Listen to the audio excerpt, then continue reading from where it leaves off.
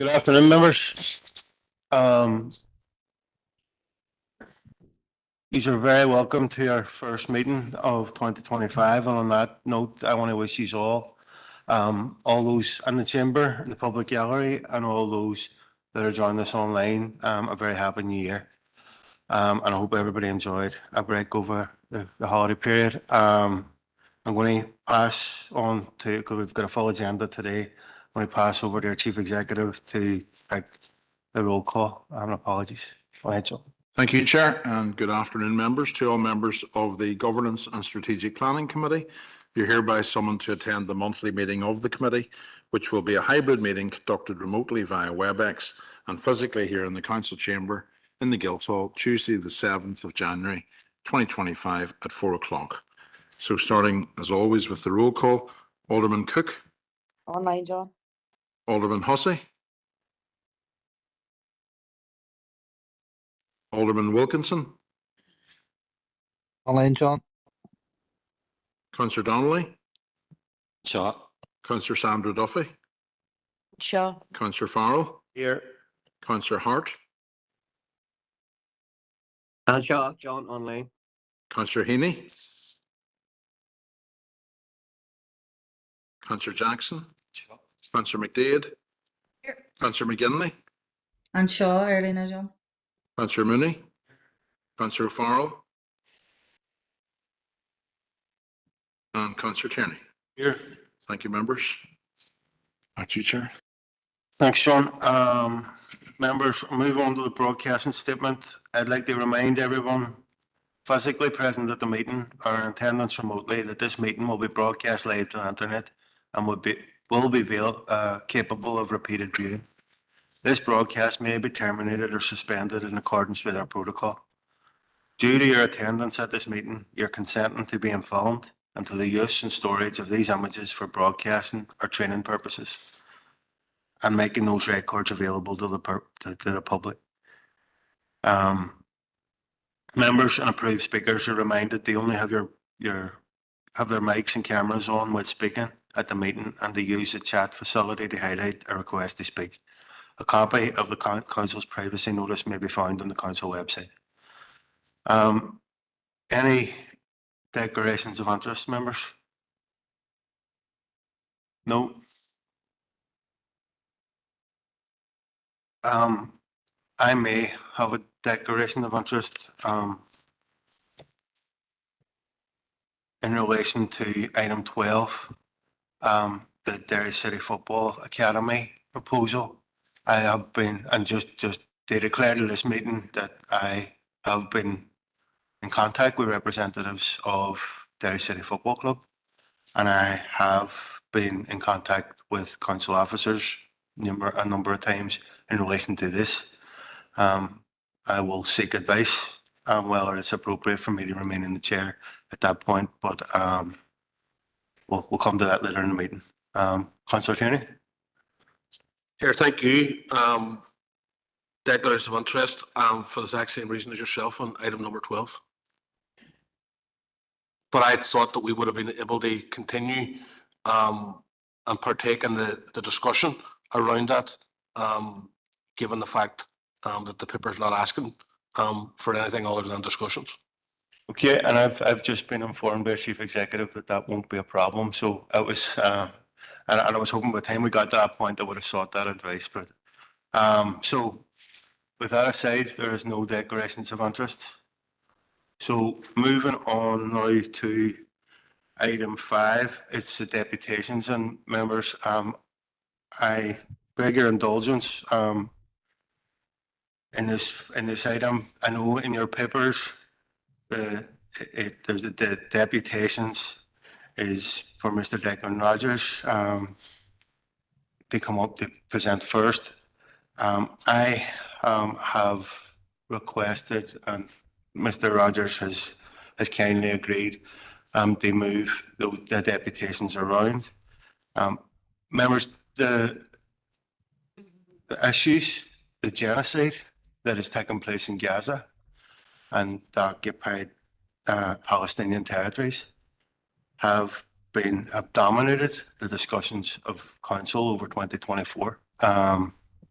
And I feel that it would be fitting, and for the first deputation of 2025 to be from Derry APSC. You're one of the organisations that have been leading in raising the plight of the Palestinians here locally. So I felt that it would be fitting to have the very first deputation of 2025 to this council to be Derry APSC. So on that vein, the deputations are slightly amended from what appears in your papers, but hopefully the people will understand.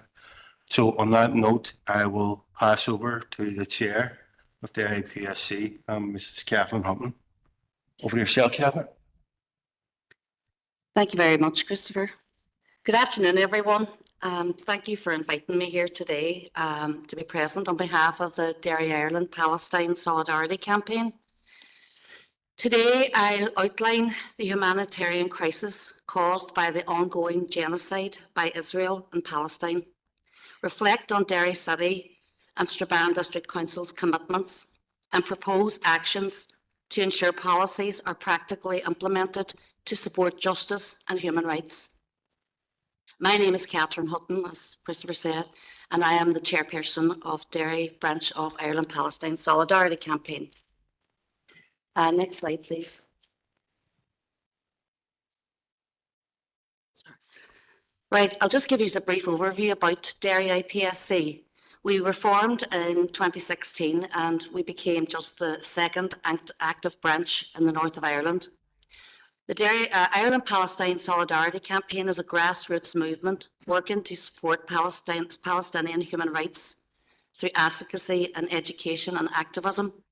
We focus on raising awareness about the illegal occupation and promoting the boycott, divestment and sanctions movement, also known as BDS. We want to raise awareness about Israel's occupation of Palestinian land, the right of return for Palestinian refugees who have been displaced and expelled from their homeland since 1948, and to bring about an end to the brutal apartheid regime in Palestine. Next slide, please.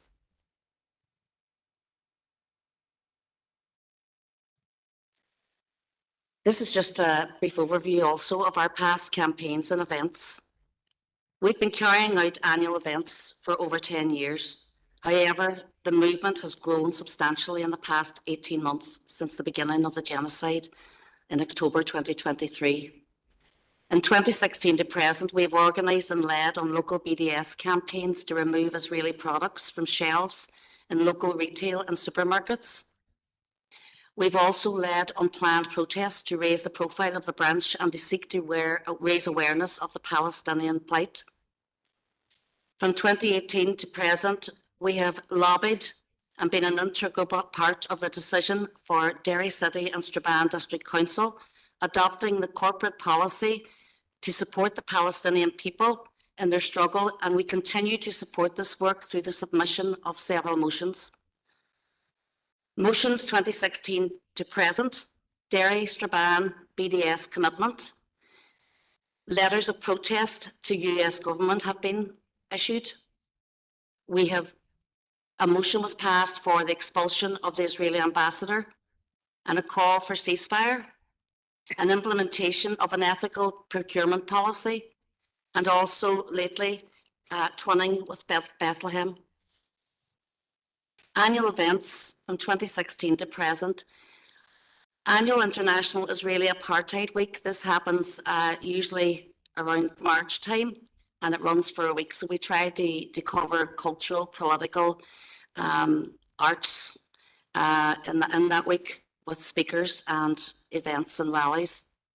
Land Day, that's an annual commemoration of an attack on Palestinian civilians in 1976, and which is very, very important to Palestinians in the West Bank in particular. We have held events for Defence for Children Palestine.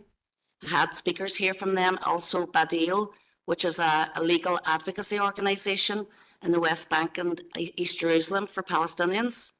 And we've held several film screenings of Palestinian documentaries and dramas, and we've also facilitated several Palestinian cultural events. One of our biggest events to date was the Alternative Eurovision, which we held in 2019. That was the year that Israel hosted the Eurovision, and we raised over £6,000 for medical aid for Palestine, and it was to encourage people to boycott the Eurovision and support the alternative event and support Palestinians. Next slide.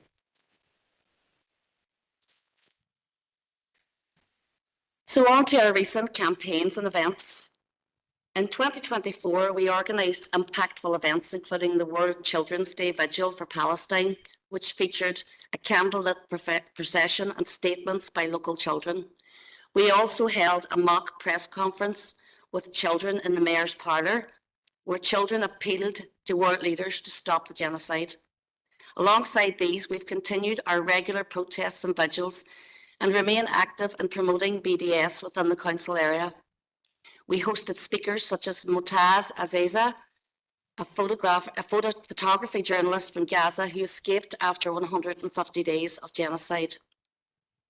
Our fundraising events and initiatives alone have seen us raise over £30,000 for Gaza in 2024. The money has gone to fund a food drop for Gaza, which is a locally run charity, and it has gone directly to Nusrat camp, which is in northern Gaza, and also Al-Mawasi, which is the beach camp. We have collaborated with a range of artists, individuals, all keen to help put an end to the suffering. Next slide, please. So now, the ongoing genocide in Gaza. There's been 18 months of genocide, over 48,000 dead, including 20,000 children. And that's just the official figures, when we know that there are at least tens of thousands under the rubble who may never, ever be found. Whole families have been wiped off the civil registry in Gaza. Whole bloodlines have been destroyed. This is nothing but deliberate. The global protests have been ignored by the governments, but the citizens, the people on the ground, the citizens of the world are with Palestine. We know wrong when we see wrong. Palestinians in Gaza have live streamed and chronicled their genocide. If the healthcare system in Ukraine was being deliberately targeted and destroyed, and healthcare workers killed by Russian troops, there would be British, US, and EU boots on the ground. It would have been stopped without delay. The complicity of these governments in Israel's genocide of Gaza, of the Palestinian people, is chilling. The implications for international law are very grave. The ICC prosecutor, Karim Khan, KC, said himself that it had been said to him that the ICJ and the ICC, the International Court of Justice and the International Criminal Court, was for tin pot dictators and regimes, not for the civilized West. Next slide, please.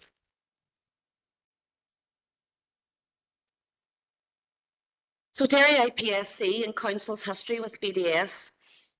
Derry IPSC has a record of relentless activism and protests from 2016.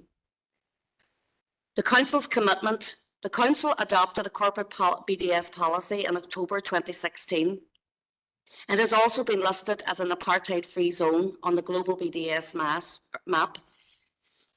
This website, the BDS movement website, is used by millions of people worldwide, and Derry is prominent on it on the map of Ireland as being Derry City and Strabane District Council has been an apartheid-free zone. But this is mere window dressing, and it has not been practically implemented. There is little evidence of council actions reflecting its commitments, and we seek clarification on progress. Next slide, please. Challenges and concerns. As I mentioned already, lack of progress, not only by council, but by the BDS working group within council.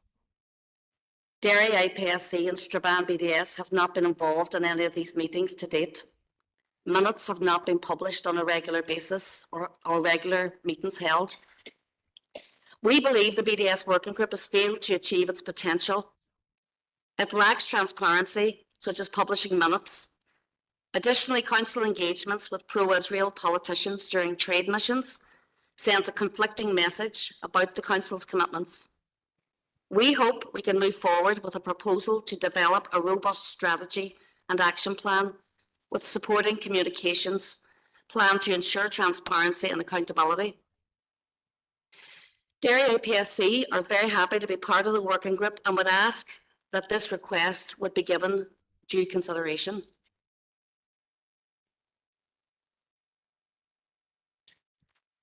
Thank you very much. That's the end of the presentation.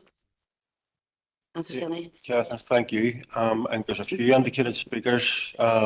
First, Councillor Duffy. Sorry. No, go on ahead, Catherine. Apologies for that. Sorry, my printout didn't include the last slide. There's a few more after that. They don't say it. Okay. Let's see here. Oh, right. So for this one here. Right. Apologies there. So on to our proposals for 2025. So we would like to strengthen BDS and making it work within the council area with IPSC, Derry representatives and also BDS Strabane representatives. Holding regular meetings and publishing minutes. To develop a co-produced and short and long-term strategy for implementing council's corporate policy. One of the big things that we've talked about as a group in the latter stages of 2024 is about launching a campaign for an apartheid-free Derry in Strabane. Coca-Cola, believe it or not, is one of the top BDS priority. They're very complicit in the Israeli occupation. They have a huge factory in stolen land in a settlement called Atarot. So we would urge and we would like to work with council to remove products complicit in genocide, i.e. Coca-Cola, from council premises and to replace them with ethical alternatives. Collaboration with businesses to establish apartheid-free zones is very important and naturally starting locally. We already have a few businesses that are implementing this and we encourage people to shop local and to shop in these places and to give them their custom. Also, public signage such as the Fair Trade sign that's been erected in Derry through council.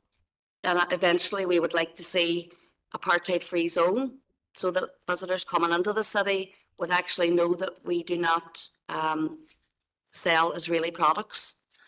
And also to educate the people of the council, educate councillors and also educate the people of the city.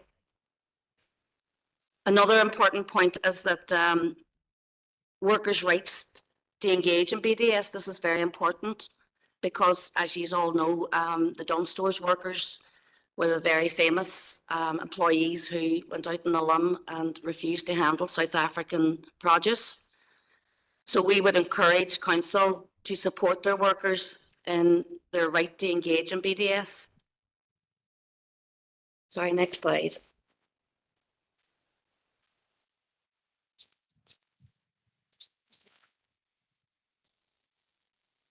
And overall is here too.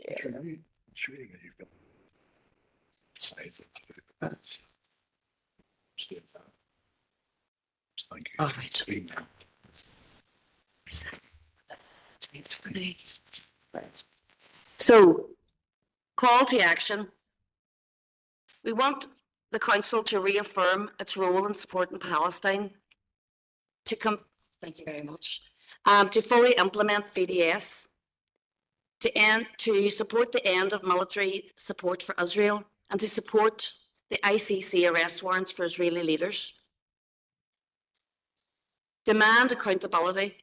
This is so important. The BBC in particular has been very, very complicit in its reporting of this genocide. It's been almost silent about the deaths, the murders of over 200 Palestinian journalists. And also, journalists who wish to come forward and to speak out about it need to be supported.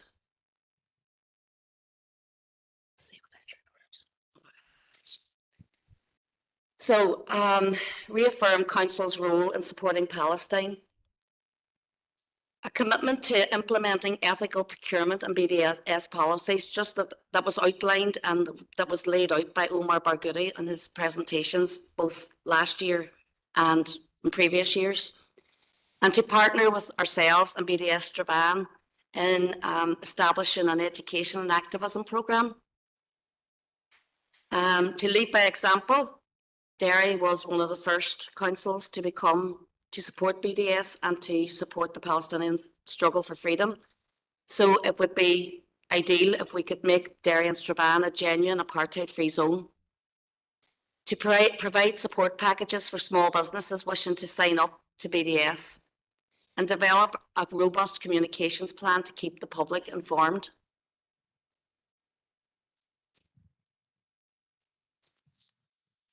So finally, we're at the last slide. Unfortunately, my printout wasn't very complete and I have been going over it. But anyway, so the last slide, basically, it's just the motto, Together for Justice, Supporting Palestine. And I would just like to say that I really appreciate the time and the time that Council has taken over the years to support us and to listen to us. But the time has come now for more than words and more than policies, policies been issued and papers been published. Now is the time for action. This genocide has claimed the lives, according to the Lancet, of possibly upwards of 200,000 people. Not to mention that Gaza has the highest rate of amputee children in the world. Babies are freezing to death. People are starving. And humanitarian aid convoys are being attacked constantly. So all the lies that Israel spreads about how they are getting aid into Gaza is not true. The UN and the World Health Organization and the World Food Programme have all testified, along with Amnesty, Human Rights Watch, along with B'Tselem, which is an Israeli human rights group, and others, have all said this is a genocide. It meets the requirements for genocide legally. Intent. The intent is there for all to see in the words of Israeli government officials, in their actions, and also in the deliberate targeting. Doctors in America, 60 doctors who were in Gaza earlier in 2024 testified that what they were dealing with in children's deaths was sniper bullet wounds to the head. Is a child a Hamas operative? Is a child a terrorist? Do Palestinian children's lives not matter as much as other people's lives? Because to my reading, it's just downright racism and nativism and selectivism on the parts of Western governments. These children deserve a future. They deserve the education. They deserve health. They deserve shelter. They deserve food. And I would just like to say, and I say this in the best spirit possible, we will be a thorn in your side this year. We want action. We want action from our council. Thank you very much. Okay, thank you, Catherine.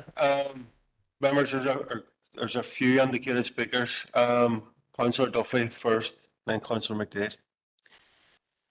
Thank you, Chair, and Catherine, thank you for that presentation, and it is only right that you are the first presentation that we hear as a council for this new year 2025. It is sad and it is heartbreaking that you need to be the first presentation that we hear. We are 18 months into this current phase of the genocide that we are seeing in Gaza. I think that it is really important that you come in, that we hear from you. It's really important that we build as broad a coalition as we possibly can around solidarity for the Palestinian people, for people who have been displaced, and specifically for people who are in Gaza at the minute and who are being subjected to starvation, bombardment, burning camps, amputation, sniper attacks, all of what you have just highlighted, Catherine. And I don't think that, people can talk about sensationalism. None of this is sensationalism. It is fact, and we are seeing it, as you say, live stream through our social media channels. I know that particularly my TikTok is full of people live streaming genocide of what is happening in their families, and it is just heartbreaking to watch. I think that it is absolutely regrettable that we are here talking about it, but the devastation that we have seen warrants it. I think that you have raised quite a few issues in the presentation. We do have a long history here and a proud history here in this council area of being part of a solidarity movement around Palestine. I know, Chair, you yourself brought the motion in 2016 around BDS.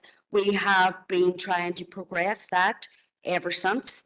I know in terms of the apartheid zone, even prior to this council coming into fruition in 2015, the old Derry City Council was an apartheid-free zone, but we do need to do much, much more to achieve our aims. I think that we do have really good local businesses that we do need to support, who are doing their utmost to promote those aims and objectives. I think that we've seen 9 hostages at the weekend who had their own initiative where they were fundraising for a don't know if it was medical aid for Palestine, but it was one of the charities anyway. So that all has to be applauded, and that shows that our local businesses are taking on board what is happening and have a conscience around what they want to do. And as a council, we should be supporting them in any way possible. Around the BDS working group, look, we're probably as frustrated as yourself. We would like to see more regular meetings around it and more positive outcomes around it. Unfortunately, at times, there's legalities that have been explained to yourselves that we probably should be explaining to the public more often, and specifically yourselves who have been working around it. I think that we have been liaising as well with the Bloody Sunday Trust around some of this work, because they also are a great asset for us within the city and district around the work that they're doing. And I know they have their programme laid out for the Bloody Sunday weekend at the end of this month, and a lot of that is specifically focused on Palestine and Gaza, and I think that needs to be supported as well. Around just around the apartheid-free stuff, and particularly around the council, I know that last year when Patricia Logue was the mayor, she made a decision in the mayor's parlour when the genocide began that all Coca-Cola products would be stripped out of the mayor's parlour. And I know that as a council we removed a lot of products here, but we probably do need to double down on that and see what else that we should be doing, and looking for absolutely ethical alternatives to that. Around the wider advocacy and accountability, absolutely, but I would just add to that around the Occupied Territories Bill. We are trying to progress that as well in Dáil Éireann. So that is another demand that we should be absolutely pursuing. But look, I just want to thank you for coming. There's probably not much else to add. We are heartbroken watching what's going on, and if there is action that we can be taking as council, we should be taking it, and that's the bottom line. So thank you, Catherine, for your time today. And there was no questions within that, so pass on to Councillor McDade. Thank you, Chair, and thank you very much, Catherine, for coming in and for everything that you do day in, day out. I'm sure everyone here knows that Catherine has been an advocate and a loud advocate for many, many years now. So just thank you very much on behalf of us for everything that you do. I have a few things just on it. I suppose the first thing I kind of wanted to say is on the second or third slide, it outlined things that have been done in the past kind of 7-8 years. So the argument that people make that this started on the 7th of October 2023, was it 2023? Aye, shows you that's not true. So it didn't start then. So I just wanted to draw attention to that because that's something very practical that has been going on in our district that shows that we've been talking about this for a lot longer than a year and a half. I suppose the presentation was, I think it was really, really informative. The first half of it was really, really informative, and the second half was heartbreaking.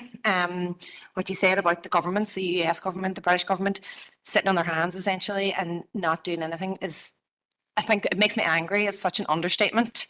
It makes me angry. It makes me sad, breaks my heart. And I think that we need to be continuing to put that pressure because somewhere down the line, they have to be held accountable for their silence as much as Israel have to be held accountable for what they're doing.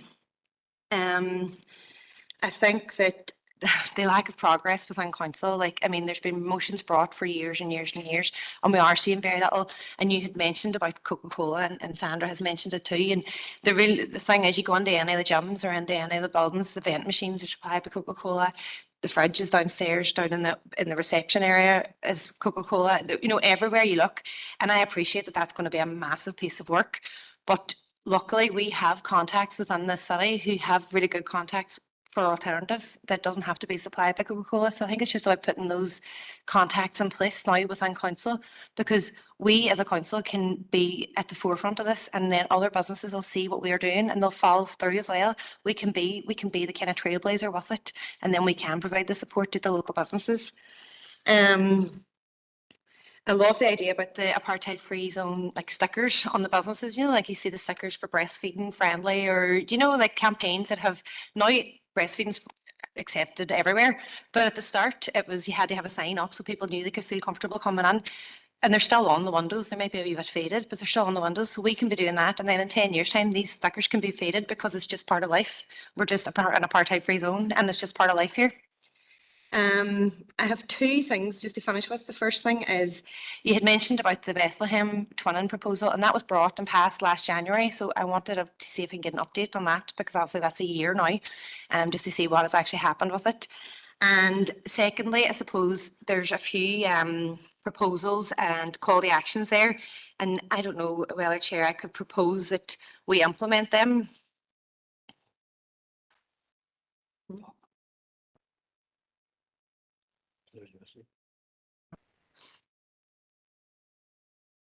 No, I'm just, if we could adopt the recommendations that Catherine has made in her presentation.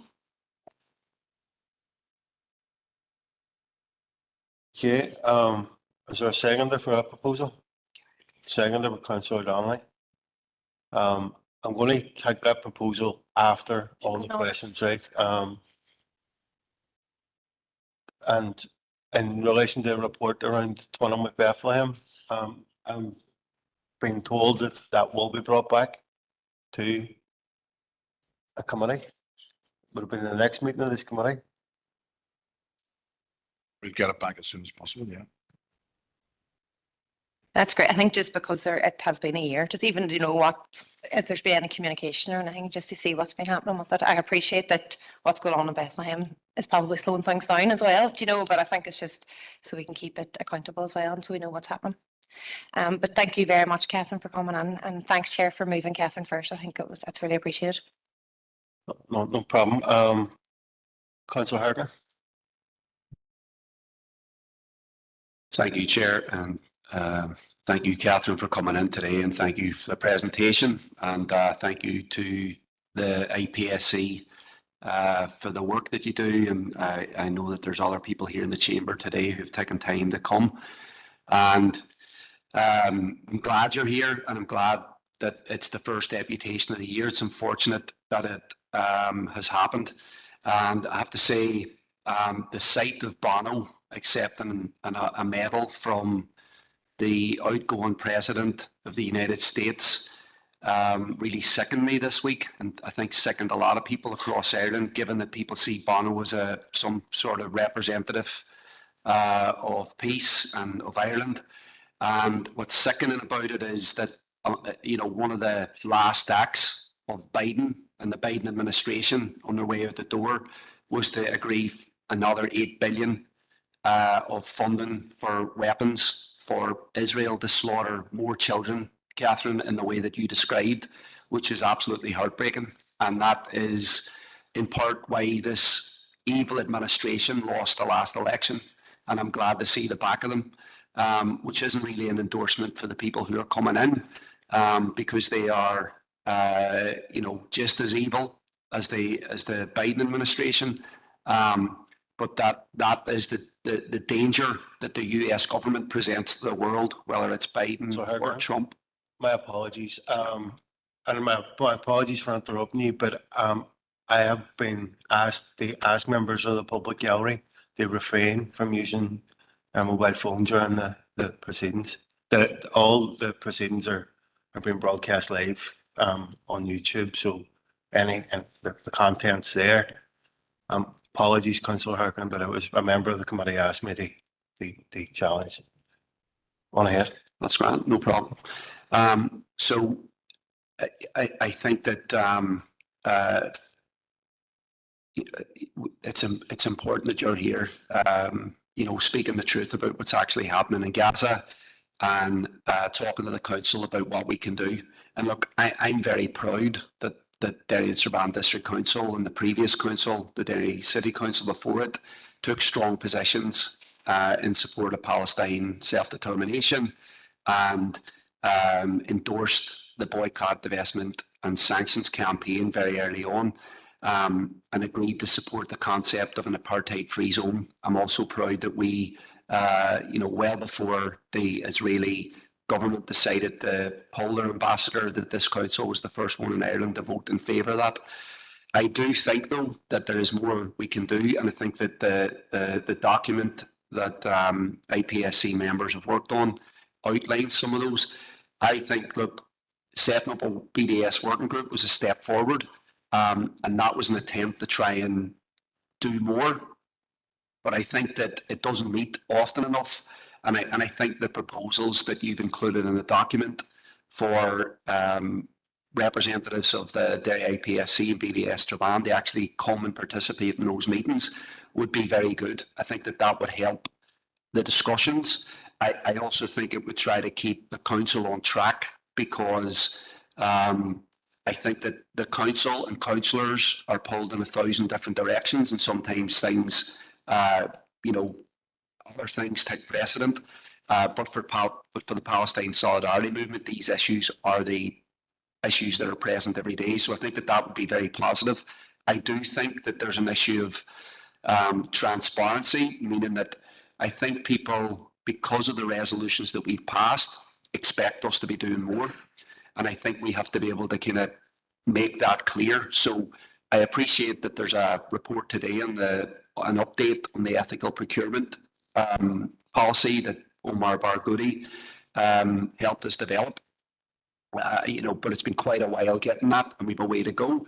I think that what Councillor McDade Duffy said in regard to an update about twinning with Bethlehem, I mean, we should be doing that. So regular reports from the BDS working group, I think that can be scrutinised and looked at by people who actually really care about these issues, would be very, very welcome. In terms of the grassroots apartheid-free zone, I think that this is very important, because that is something that council supports. And then we have to figure out how to support the grassroots efforts that are already happening. So, I mean, we can remove, Coca-Cola, not just from council premises, but from leisure centres, and we can replace them with alternatives. If we can't get Coca-Cola removed, we can also incorporate and include alternatives so people have the option. And I think if we're doing that with businesses, shops, bars, if they're also offering the alternative Coca-Cola products and others, that would give people a way to actually participate in BDS. So I think that this is definitely something that the council can 100% get behind. And yeah, I do think that we have work to do in terms of I think that the trade mission frustrated a lot of Palestinian campaigners, and we have to have clarity there about how that's going to work going forward. There's going to be invitations sent to Irish political parties to go to the White House with Trump this year. I would hope none take them up, but we'll have to discuss that in the coming months. And then I fully endorse the kind of bigger demands that we have in Westminster, Stormont and Dáil. I think that we should still be a loud voice around that, because we want to, as long as this genocide is happening, we want to make sure that there's political pressure put on governments that are making decisions about how they're interacting with Israel and other governments that are funding apartheid. And the last thing to say is, that I wanted to say was, I know that there's going to be a rally on the 18th here in Derry, and I would encourage everybody to come out to that. I think, again, the big rallies, the direct actions, the fundraisers is a way to keep Gaza and Palestine at the centre of what people are thinking about, and keep up the political pressure as well for the demands for an end of genocide and change. Thank you again, Catherine. Thank you, Chair. Thanks, Councillor Harkin, and apologies again for interrupting you. Councillor Donnelly. And thank you, Catherine, and fellow members of the IPSC. This organisation and the individuals within it have a long track record of campaigning for the Palestinian people, and I think I think it's very important. I think activism and solidarity is vital, particularly for the beleaguered people of Palestine. We've had people buried alive. We've had people who've done it gloating about burying people alive. We've seen images of people being burned alive in tents. We've seen doctors, nurses, ambulance staff being deliberately targeted.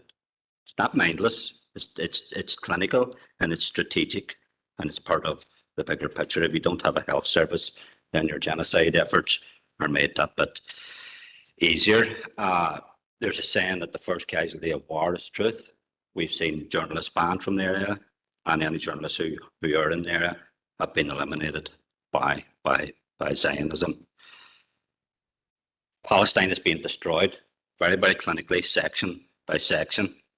There's young children now, any child under the age of 15 months that knows nothing but daily bombardment. Can you imagine that coming into this world with constant bombs going off at all hours of the day and night? The psychological effect of that is a form of torture. If you don't have a health service, those who are lucky to be still alive at this stage have no proper or any type of significant health service, and that goes from not only those who are suffering from war wounds or from the onslaught, but if you happen to have diabetes, if you happen to have kidney failure, if you happen to have heart problem, there's no medication for any of that. So the numbers of people dying for that, I believe, are immeasurable. We now have disease, we have hunger, we have cold, and unfortunately, this is all televised, it's all there, it's live streamed, and the world, the great and the good, are turned a blind eye. We have had a trade mission here recently, and where we had the mayor who refused to apologise because she didn't know what was happening. Most of the times in my life that I've apologised, it's for something that was either accidental or I didn't realise I was doing. If you bump into somebody, you apologise. But this didn't happen. Despite meeting people who are some of the biggest sponsors of this genocide. And I think that's indicative of the corporate position of this council. And this council will join all world organisations, churches. Look at the difference. The churches, children were encouraged to come to school dressed in Ukrainian colours. Nothing about Palestine. Altars had Ukrainian flags. No Palestinian flags. Why? There's a very clear difference here. And this council joins the churches and the world organisations who, in my opinion, are complicit, because if you remain silent or do nothing about it, you are part of the problem. I don't, unfortunately, Catherine, I don't believe that the BDS policy in this council will be implemented in any significant way. I believe that it has become a talking shop and a stalling tactic, because I believe that bigger forces are at play here, or big governments and that, and it's unfortunate, and I hope that I'm wrong. But like, if we're within a year after Councillor McDade's proposal to Twilmy Bethlehem, and it just seems to have withered on the vine. But having said that, what I want to do is pay tribute to you, the APSC, and other Palestinian activists throughout this city and district who have had for decades, who have taken up that mantle and defended in whatever way we can. And I think it's very important. The people are taking the lead. The people are boycotting, the tools of Zionism. They're not buying the products. They're going on the supermarkets. They're removing the stuff from the shelves. They're having the fundraisers. And I think that's very important. So I want to pay tribute to yourself and that for the great work that you've done. Thank you. Thank you, Councillor Donnelly. And that's all the questions over with, albeit that there hasn't been many questions. But in relation to the contributions and coming back to yourself, Catherine, that's the questions part of this process finished with. Unless anybody indicates now. No. Well, I'm going to move on now to the proposal, because there's a proposal from Councillor McDade, seconded by Councillor Donnelly. Councillor Duffy. Yeah, just in relation to the proposal, absolutely support the proposal as outlined, but I would like to add the Bloody Sunday Trust, if that's okay. I know the Bloody Sunday Trust are doing an awful lot of work in terms of BDS, in terms of international solidarity, and their programme for the last number of years has been very heavily focused on the work that is going on in Gaza and highlighting the genocide there. So I think that it would be important to include them in any discussions with the council. Is there any members of the committee wish to speak on? I'm taking that as an amendment. Councillor McDade. Thank you. I just wanted to check what part. I mean, I'm happy. The more voices, the better, speaking up for Palestine. But just what part do you want, just for clarification, where you want to add the Bloody Sunday Trust? I'm assuming as part of the BDS working group. That's where the organisations were. Sorry, just for clarity, because there's two bits there. One is strengthen the BDS working group, and the other is further on when it says partner with Derry, IPSC and BDS Durban for education and activism. I think that the Bloody Sunday Trust should be included there as well. Councillor Tierney. Thank you, Chair. I'll be very brief. I have no issue with the amendment, but I want to declare an interest as a board member of the Bloody Sunday Trust. Councillor Mooney, those interests are noted. Councillor McDade. Yep. So Any further members of the committee? So I'm going to take the amendment first. And because we have, and the amendment has been seconded by Councillor McGinley in the chat box, I'm going to put the amendment to the floor. And because we're in hybrid, I'm going to have to pass over to Chief Executive. Take a vote. Well, is there anybody voting against the amendment? Incorporate into the proposals. It's Alderman Cook. I'll be voting against. Okay. Abstaining. I also be against. Chief Executive is going to take a vote on the amendment. Just for clarity, Chair, we're working off the slide, which the proposals for 2025. Yep. And the amendment is in relation to the inclusion of Bloody Sunday Trust in a number of the initiatives that have been set out through the proposals. So we're voting on the amendment. Alderman Cook. Against. Alderman Hussey. Abstain. Alderman Wilkinson. Against. Councillor Donnelly.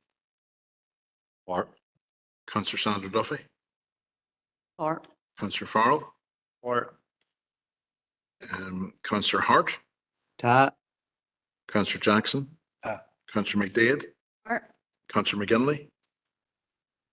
John. Councillor Mooney.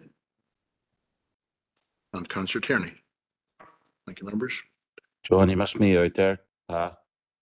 Councillor Haynes, thanks. Sorry, I didn't know you'd come on there. Thank you. Anyone else?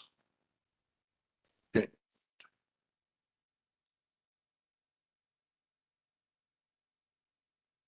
So, Chair, I've recorded 10 for, 2 against, 1 abstention. So the amendment passes. Okay, before I go to a vote on the substantive motion, Councillor Harkin, did you want to make a comment in relation to the proposal?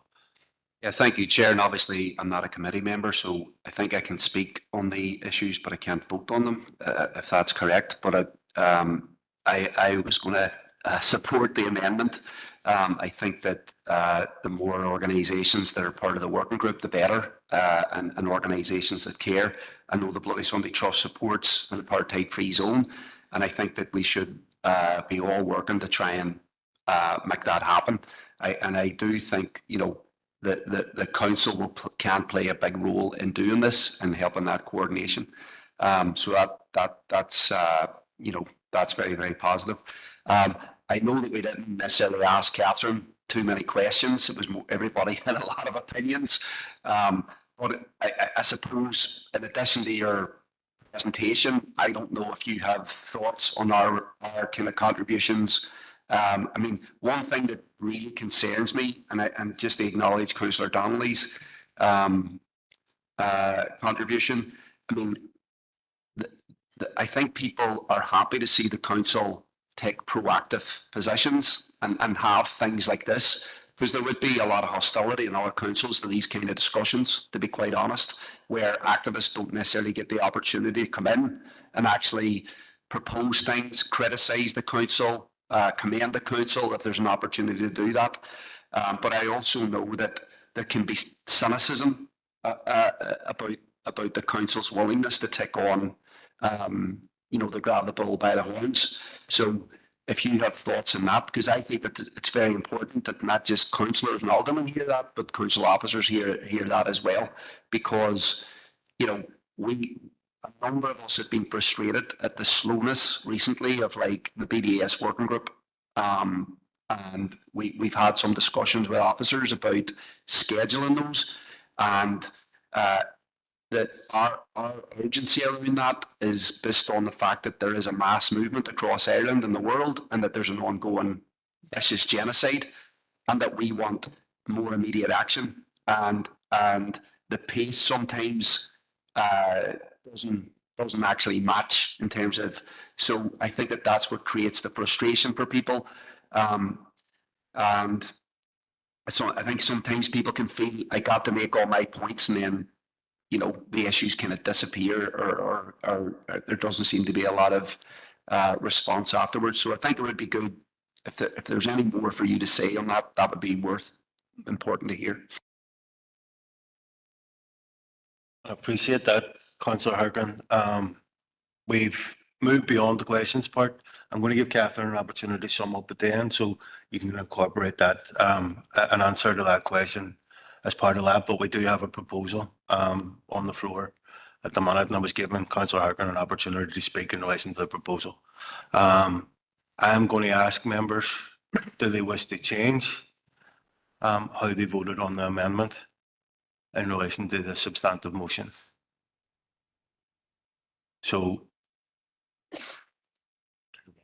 we can take that the same votes that were cast as part of the amendment have been cast for the substantive motion, so that has been passed as well, and will be recommended to full council to be adopted. So I'm going to, what's last for me to do is to pass over to Catherine to sum up, but I do want to highlight, I think it was referenced in relation to the first BDS proposal in 2016. That was brought to council, and it's been some time, and there's been a lot of frustration as a person who brought that motion and worked with. I met considerable number of times with Omar Brigudi in advance of bringing the motion to council in 2015 and 2016, and I've subsequently met with Omar a few times and have and I suppose I'm encouraged. Whilst I'm frustrated around the progress, I'm encouraged by the focus, the sharp focus that everybody collectively is bringing, a vast majority of people within council are bringing to the plight of the Palestinian people. I know that within the proposal that's been adopted that there is an education piece. I know that there's some people that are well read on the issues around Palestine, but it's always useful to get more information. It's always useful to think around how we can support each other and have that collective united voice.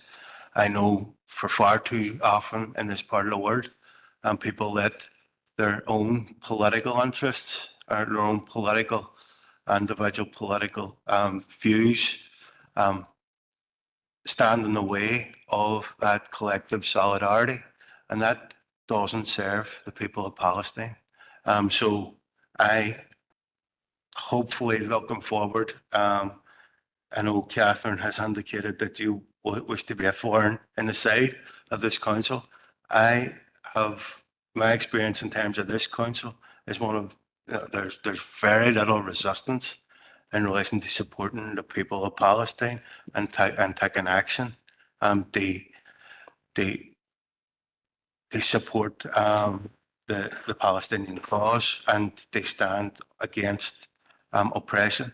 But if there's anything we can do more, I look forward to doing it, and I'm sure other members of the committee and council will do so. So I look forward to advance in 2025 where we can advance that solidarity movement within the city and district, and look forward to a time where we can put the people of Palestine front and centre above all else, particularly at a time where there's genocidal actions taking place by Rogue State. So I'm going to finish at that and pass over to yourself, Catherine, to sum up. Thank you, Christopher. I just want to apologise for what I'm going to say because I'm not a political person and I'm very impatient, and especially now because, like yourselves, I have watched and witnessed, I've borne witness to the destruction of a people in Gaza and also in the West Bank. There is a very deliberate erasure going on of these people. And because I'm not a political person, unfortunately, I find all, and I don't mean this to sound rude, but I find the big words just a bit overwhelming. And I just think there's been so much talk. I've spoken here before, and I've been part of IPSC for 10 years. And I have to say, I have never felt so hopeless with our systems, our political systems locally and nationally, There's nothing is getting done. And it doesn't matter how many motions are passed. It doesn't matter how many points or amendments are brought. The bottom line is, it's not stopping the killing. It's not stopping the killing. And I'm coming here today and I'm telling you now, when I leave here, I'm not filled with hope.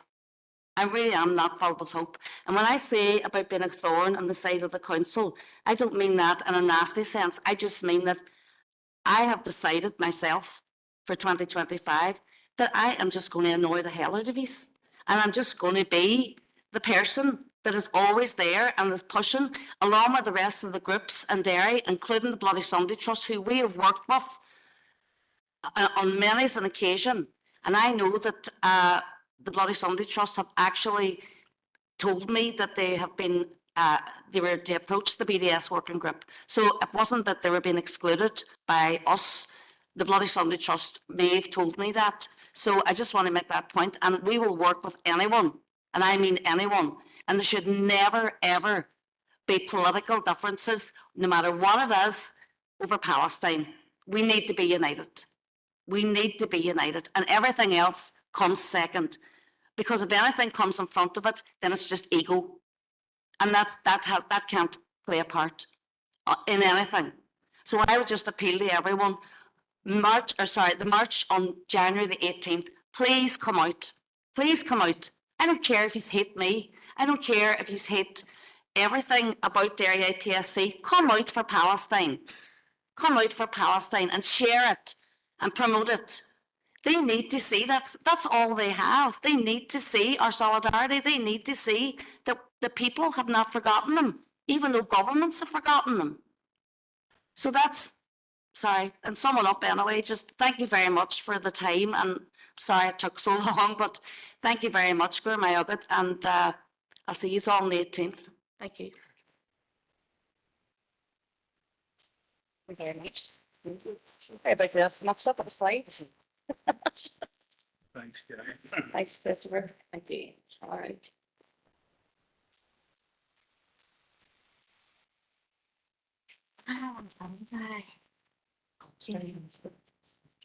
All right. Thank you very much. Trying this.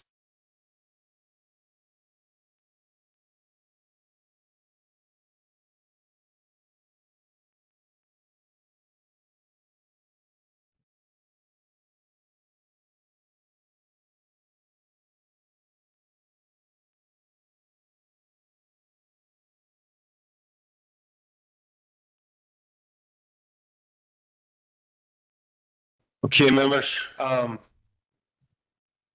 want to thank Mr. Rogers for agreeing to move the deputation back a bit, and I know it's an inconvenience to himself, but I'm going to not waste anybody else's time any further and move on and invite Declan to present to the committee. I know some members that were members of the PCSP may have seen this presentation before, but I think it's important that it's relayed to council and via this committee. Go ahead, then. Thank you, Chair. Thank you for having me here today. And I appreciate, yes, some people may have heard this already. So this is probably a very short 10-15 minute maximum just to introduce our Northern Ireland Fire and Rescue Service Community Risk Management Plan, which we abbreviate to CRMP 2025-30. The public consultation is currently online. Has been live now for 14 weeks, I believe. So the closing date is Thursday. So this is just a little overview today to give everyone their final opportunity to have their say on that public consultation. Next slide, please, Darryl. So my name is Declan Rogers, Group Commander, Northern Ireland Fire and Rescue Service. Why am I here today in front of you? On the 11th of October, myself, one of our directors and the Deputy Chief Fire Officer, we presented to the NILGA Executive Committee in the Braid Chambers, Ballymena. And at that presentation, that group requested that we engage individually with each district council. So Alison Allen, the Chief Exec of NILGA, reached out to the chief executives And we agreed at that point we would try to engage with district councils, community planning groups, and all the PCSP forums. So this is now near the very end of that journey. So this is just a short presentation just to raise awareness of what the public consultation is all about. And so this is our video, which is currently online. So if you would like to watch that for a minute, it would be wonderful. Thank you, Darryl. We work 24 hours a day, 7 days a week, 365 days of the year to keep everyone in Northern Ireland safe.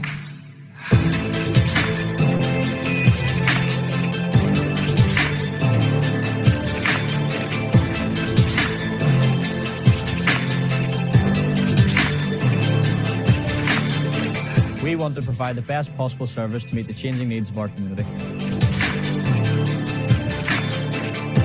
We have a plan to make our fire and rescue service more effective and efficient. We will ensure that the right people with the right skills are in the right place at the right time. You can have your say in how we enhance community safety. Your opinion matters to us. Help us shape the future of your fire and rescue service.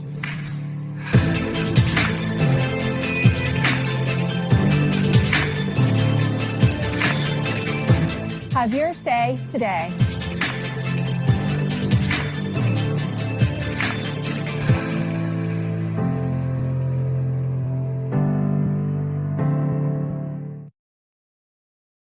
Thank you. So yeah, that's why I'm here today, to try to help everyone have their say in this. So a little bit of background to how we got to this point. So prior to this community risk management plan, we used to have an integrated risk management plan, which we used to inform our strategic operational resource deployment. Our most recent IRMP was 2017 to 21, so that is now closed. There was an independent review carried out nationally of IRMPs, and it has obviously been replaced by the Community Risk Management Plan, and it's underpinned by sort of current guidance and advice from two main bodies, who are the UK Fire Standards Board. They have been set up to oversee the development and maintenance of professional standards across all fire and rescue services, and the National Fire Chiefs Council. So they are an independent membership association, and they are, if you like, the professional voice of UK fire and rescue services. So they are two key bodies who underline this for us. So the Fire Standards Board, they list the expected outcomes from the use of a CRMP for fire and rescue services in England. And these desired outcomes have been adapted to meet our NFRS statutory legislation. I suppose it's important to sort of point out that there is no statutory responsibility for Northern Ireland Fire and Rescue Service to have a CRMP, but we do and will follow best practice nationally. Some UK fire and rescue services are on their third and fourth CRMP already, but this is our first one. And I suppose one of our goals, a deliverable of our CRMP over the next 5 years, is to work with the Department of Health in the development of a fire framework for Northern Ireland. Next slide, please. So why is this important to us and all of us? It's important that this sets the direction, the roadmap for the next 5 years for our improvement as an organisation. It sets out in detail who we are as a service, the work that we're planning to carry out, and the steps that we're going to take not only to respond, but prevent emergencies from arising in the first place. Northern Ireland Fire and Rescue Service, like all organisations, we have a prescribed budget to spend on our staff, our equipment, on our services. So when we're deciding how to tackle risk, demand and vulnerability, we have to think about how we're going to spend our budget to make sure that, as the video said, we have the right resources in the right place at the right time to enable us to have the most positive outcome on all our communities. So our CRMP will help us do that. So that's fine, that slide, Darryl. So in informing our CRMP, you know, we have reviewed a lot of our business. We've looked at our strategic focus. We have 6 new strategic outcomes. We have reviewed and looked at our mission statement, our purpose, our values, and those outcomes. We have aligned our CRMP as closely to the draft programme for government. We have taken on board all the learning from the wider sector CRMPs in the UK and learned a lot from their obviously previous CRMPs that they have undertaken. We've looked at our emerging risks across Northern Ireland, and I'll touch on risk in a couple of slides' time, because obviously risk is fundamental to our community risk management plan. And we have developed a strategic assessment of risk, which underpins that. So next slide, please. So some key sections within actually the CRMP document. When you go online, there is the 79-page full document, but also on the website, it highlights what we're planning to do.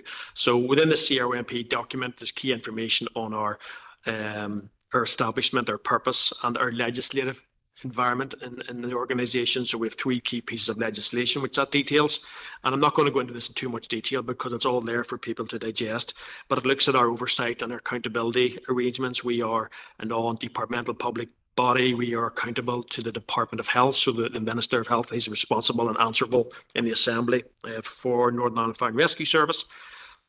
The CRMP document looks at our strategic, our vision, our purpose, values, outcomes that I've mentioned already.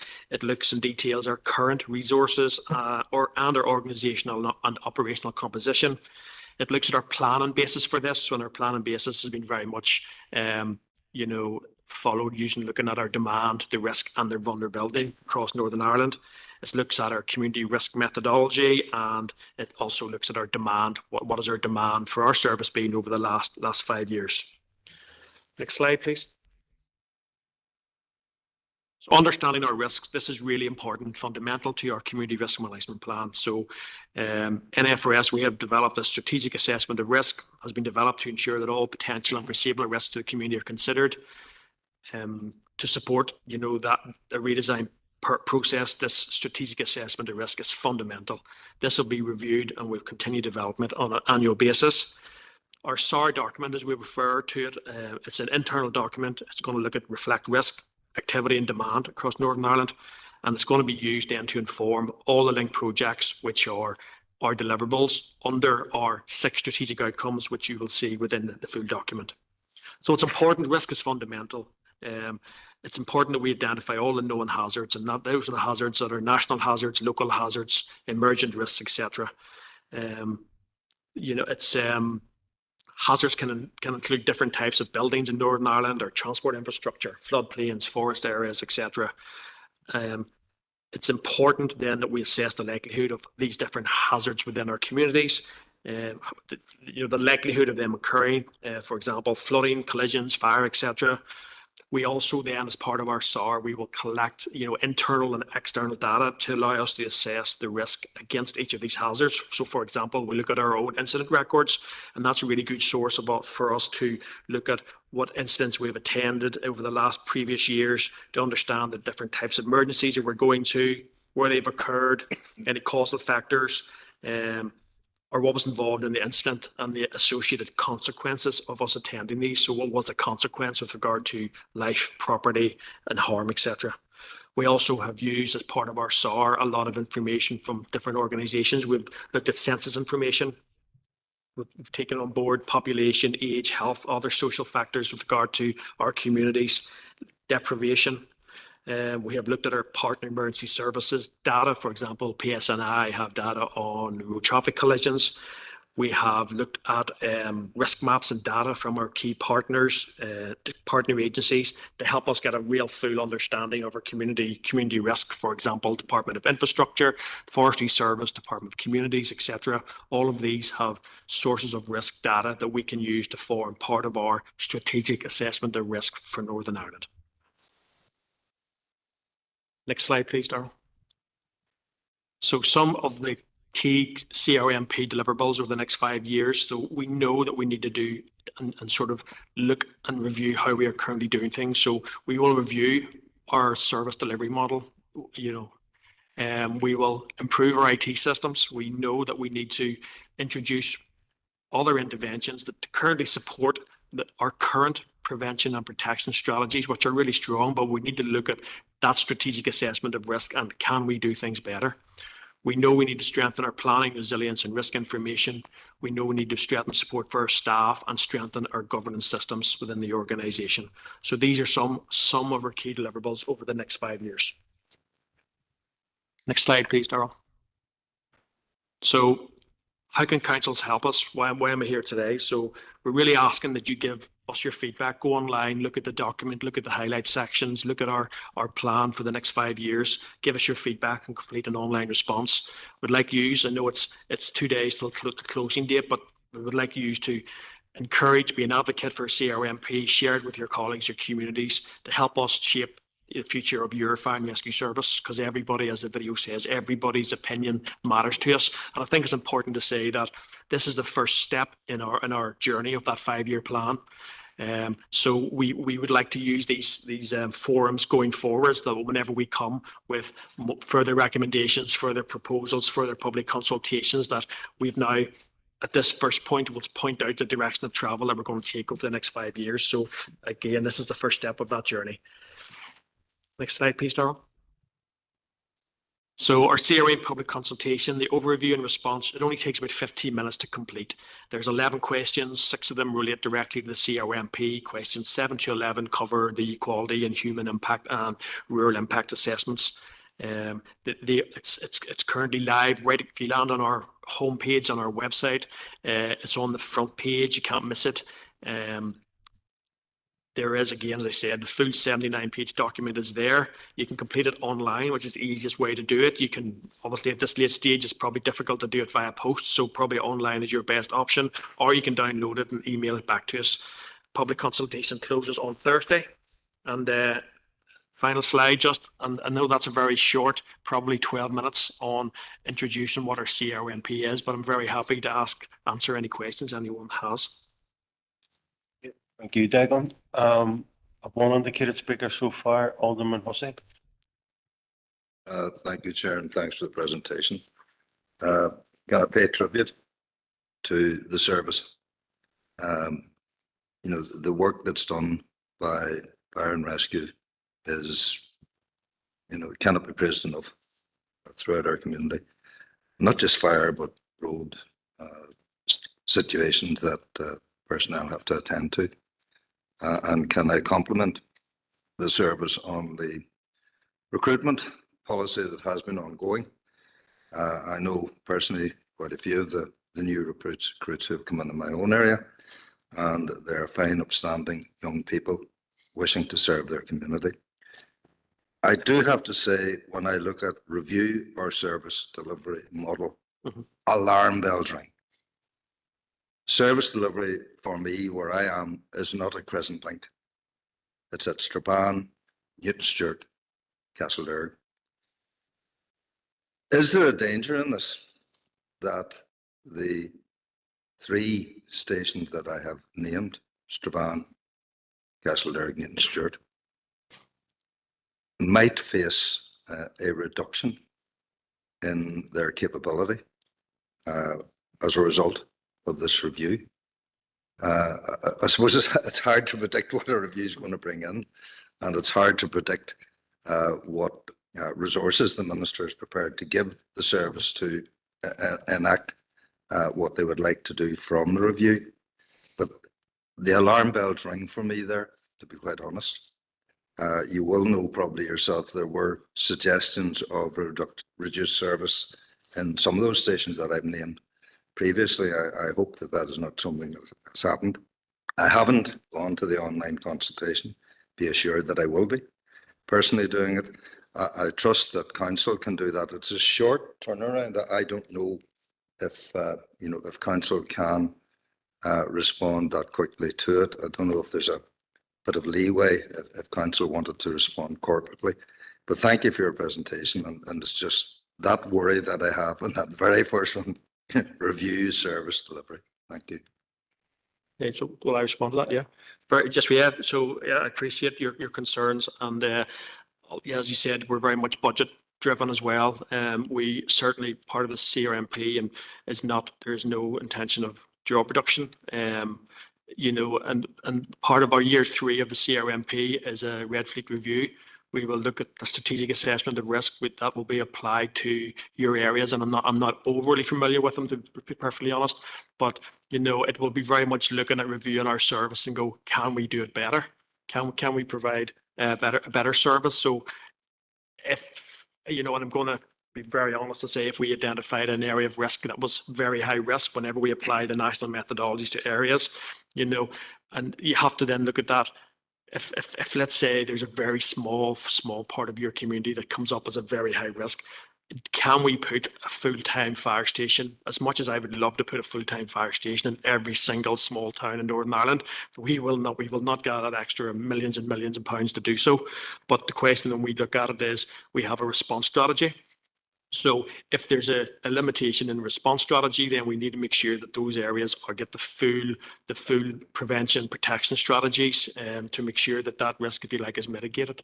But no, at this point, there is no intention or plan to reduce fire cover in your area, but we got to apply and look and update our risk assessments because, as I'm sure you know as well, that all the small towns and cities, over the past 20 years probably have changed significantly. So we'll have to ask ourselves the question, can we do it better? And that's part of our ongoing review in this next 5 years. And if we do make changes, we will have to come back to these forums to explain to you, this is what we're doing, this is why we're doing it, this is our assessment of risk, to try to explain decisions that come forward. So this is step one. Thank you very much for your question. Thank you. I have a number of speakers, so I'm going to take a few questions together. Councillor Harkin. Thank you, Chair, and thank you, Declan, for coming in today. And I just want to thank and commend our firefighters. I think they do a fantastic job and are absolutely crucial. And I think that a review is welcome if it can lead to actually an enhanced service. And my concern often when it comes to the fire service is similar to the health service. Is it getting properly funded? Are decisions based on budgetary concerns that you've mentioned? And what will that mean? Because if you're in a situation where you're trying to do more with less funding, that's a big problem. And I've spoken to firefighters quite a while in terms of like austerity and even changes to the way that services are organised here in Derry and around the north, and heard some of their concerns as well. So I think that we want to avoid a situation where we have Grenfell, right? And that's something we've talked a lot about in this council. That's a tragedy that shouldn't have happened. And I think that prevention is key to stopping fires and the type of emergencies that the fire service deals with. So we've actually been in an engagement with some of your representatives here locally about some of the changing types of building, HMOs, guest houses, and is there proper fire safety codes? And that's all work, and that needs firefighters with the expertise able to look at a situation and know that what is safe and what needs work. And if that's cut, that actually increases the possibility of risk and increases the possibility of a tragic fire. So that for me is absolutely key, that it's not just what you see in terms of the frontline service arriving at a burning building. It's all the work that goes on in the background that actually educates people and make sure everything that can stop a fire developing is in place. So, I would like to hear a bit, like what do you actually think about the programme for government in relation to the fire service?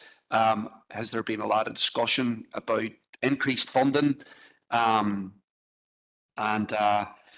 So I think that we should, as a council and individual councillors and aldermen as well, should, I know that the consultation, I think, runs until the 9th of January. I think we should, given that it's short, I think we should participate in that and encourage others to do it as well.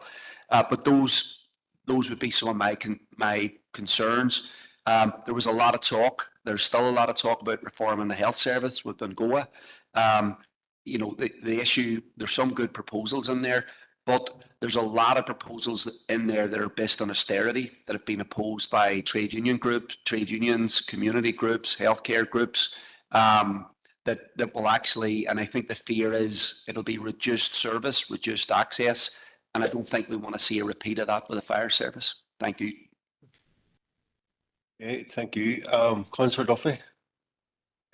Thank you, Chair, and Declan, thank you for the presentation. And I was at the PCSP meeting where we received the presentation as well. So any comments that we have around it, we have already made them. But I would just like to, as you're here in council, put on record our thanks to the work that the fire service does. And I was just thinking, as you were speaking, the amount of work that you do in terms of this council area and our council as a whole. I mean, you're involved in the PCSP, you're involved in our road safety committee, our temporary accommodation committee, our rural issues working group, the bonfire working group. There is so much that the fire service is actually involved in as a council. So I think that that needs to be put on record. As Councillor Harkin said, it's not just turning up at a burning building. It is so much more, and it is so vital to keeping our communities safe and functioning. And for us as a council to know the legislation, to know what we can do and what we can't do at times. And I know that I have looked to the fire service and many of those working groups for advice and guidance around some of those issues. So I just wanted to put on record our thanks. We have fed into the consultation, and I know as a PCSP that feedback is there as well. So thank you for coming into council today. Go on ahead, Declan. If you want to pick up, I think there was one question there from Councillor Harkin in relation to the programme for government, but I suppose an opportunity to highlight the funding challenges in relation to fire. Yeah, and I suppose that's the opportunity to feed your concerns back in through the consultation. Yeah, budgetary challenges certainly for every public organisation at the moment. Yeah, but you know, there is no plan, immediate plan for a reduction in any of our services, and you've highlighted there, and the Councillor Duffy highlighted as well that prevention and protection are nearly are very much the forefront of what we're nearly doing. Like, we're nearly one of those organisations that the better that we do our prevention and our protection strategies, then it almost does do ourselves out of a job from the response element of what we do. So that's very much where our intention is with this CRMP, in that we look at the risk analysis, we look at those three deliverables, as in response, protection, prevention, and we make sure that they are equally balanced to assess the risk across Northern Ireland. But it is a very challenging environment with regard to finance and budgets, etc. And we are not alone there with the challenge in that budget. But as again, there is no intention at this starting point of our journey that we are planning to reduce or cut or slash services. We're continually want to grow our prevention and our protection strategies. Part of the CRMP is that we will align our station boundaries with the area council alignment piece, which will strengthen hopefully our relationships in all of those PCSPs, community planning groups, which we do well at the moment, but we could do a lot of that better. So we're hopeful that we will get the balance right over the next 5 years. But all I can say is that you raise those, Councillor, on your return and their online response, and they will all be captured, in headquarters, if that suits. Okay, Councillor Donnelly. Good Chair, and thank you, Declan. And just to put my appreciation and support for the fire service on record, some of the stuff that I was going to mention had been dealt with Councillor Duffy and Councillor Harkin. But when you're saying there's no plans to for cuts in that, I think since 2010 to 2024 there has been a reduction of 232 firefighters, a decrease of 12%, and there has been significant cuts.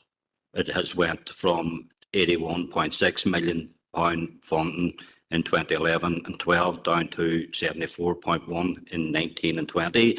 Is it a case that they just can't cut anymore, or is the services and the numbers and the budget appropriate or at the minute? And I never, what we're seeing more because of climate change, we're seeing more flooding. There's hardly, we see it constantly on TV. We're seeing more forest fires and mourns and things like that. Are you confident, or is the fire service confident that there is inadequate, whilst you might say there is no plans to cut, but is it, in your opinion, adequate? Is the numbers and the budget as it stands adequate to deal with the potential threats? Thank you. Councillor Mooney. Thanks very much, Chair. Thank you to Declan for coming down and staying there. Our thanks to the fire service and the STLP group in here. I won't keep you any longer, and you have to annoy Declan, but I was just, when I was listening to your presentation, my understanding was this is the first time you're implementing CRMP here, and it's not on a statutory footing, but given the fact that other jurisdictions, I suppose, have used this type of model, how successful, in your opinion, do you think they've been in enhancing the services in those other jurisdictions? Because obviously, best practice would say that you wouldn't use a model that hasn't been successful in other jurisdictions, but just maybe your thoughts on how you envision that CRMP will progress the service here within this jurisdiction, because obviously, as everybody said here, we don't want to have any diminution in service, we want an enhanced service. So just your thoughts on that, please. Thank you.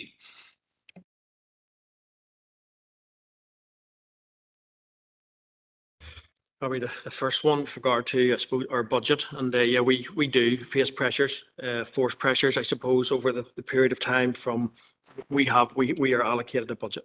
And there's times we have to, if you like, manage our resources or cut our cloth to make sure that that's the amount of money that we have, and it's very prescribed budget, if you like. So probably historically, the things, the response side of our business, we will always respond. We have a statutory responsibility to respond to incidents. So, and I'm just trying to think, with my limited experience, possibly too, like of prevention, for example, or if we have to maybe make reductions in our service, there's maybe things like prevention that maybe are the first ones to come out, because response, we have a statutory responsibility there. So, for example, if in our on-call environments, which is a lot of rural environments, we have community schools, and we have a statutory responsibility to go and speak to P1s and P5s, etc. We have a statutory responsibility to do that. And probably over the years, the school may have requested that fire appliances go out and attend their local community days or their community fairs. So when our budget possibly becomes tight, and I've experienced that as a district commander, that those are the type of services that we can no longer provide, because we're doing all our statutory prevention work. But those additional pieces that the community are maybe looking, if we're going out to school fun fairs or fun days in the summertime, we have to draw back on our budget and make decisions based on risk. And so that that's a poor example, but am I concerned that we will never respond to incidents? No, we have a statutory responsibility. They're mobilising of our red fleet and our resources will attend all incidents. What the CRMP will do, it will, and I feel like maybe I'm reiterating that, it'll look at the risk that's in all areas of Northern Ireland. It'll look at our demand, what the demand has been, and we will then position our resources or adjust our current, if you like, service delivery model to reflect where the risk is in Northern Ireland. Now, I don't have the answers to those questions yet, but we look at maybe where our current resources are placed in Northern Ireland, and could we utilise our resources better? So they're the real challenging questions that we need to look at and ask with the prescribed budget that we have, because hopefully I'm not being naive in saying if we went and asked for another 20 million, we're probably not in that environment where we're going to get an additional 20 million, considering we are obviously an arm's length body and controlled by the Department of Health. So so it is a challenging time, and I hope that kind of answers your question in one way, but there is no immediate response, there's no direction for cuts or for us to stop responding to calls in any way. We want to strengthen not only our response, but all three wings of what we do. And the second question was about how do I see what other fire and rescue services have completed. So they all, UK Fire and Rescue Services have a CRMP. We don't. We recently had a HMI inspection and they recommended that we do have one. We need to update, our community, our strategic assessment of risk. We need to, I know, again, I feel like I'm maybe repeating myself, but we really need to update and use the technology, the new technologies that we have out there for our modelling, how we actually respond to incidents, how we actually assess and look at our risk is completely different now. The information that's available to us now is completely different than 20 years ago. where fire stations were probably positioned 20 years ago, do they currently reflect where our risk is in Northern Ireland at the moment? We need to look at that, review that and assess that and make decisions based on risk. I feel it will be a significant improvement over the 5-year plan, and I've made it, clear that this is the first stage of this journey, if you like. Department of Health requested that we start this public consultation at the very start, which is now.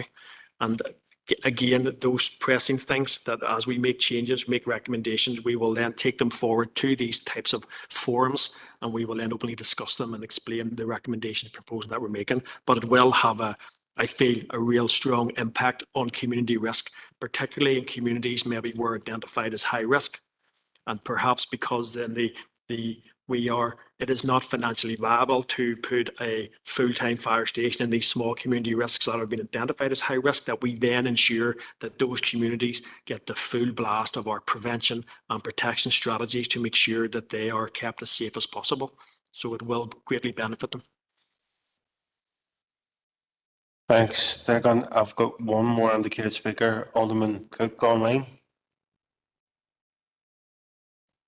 Thanks, Chair, for letting me in, and thank you, Declan, for coming today and for the presentation. I want to thank the fire service for their service in our city and district and across Northern Ireland. My question has already been answered on what the CRMP would do for us. So again, just thanks for your time, and thanks, Chair, for letting me in. Okay, now I've a question myself. And I know this is the third time that I've received this presentation. I think it was initially presented to another executive board. But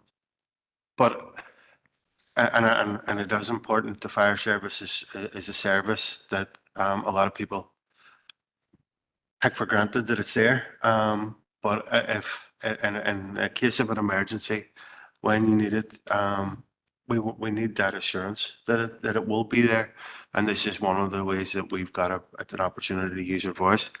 But there are communities, particularly in this council area, that straddle the border, that may rely on service that provided by yourselves. Is there any possibility for border communities to feed into this CRMP?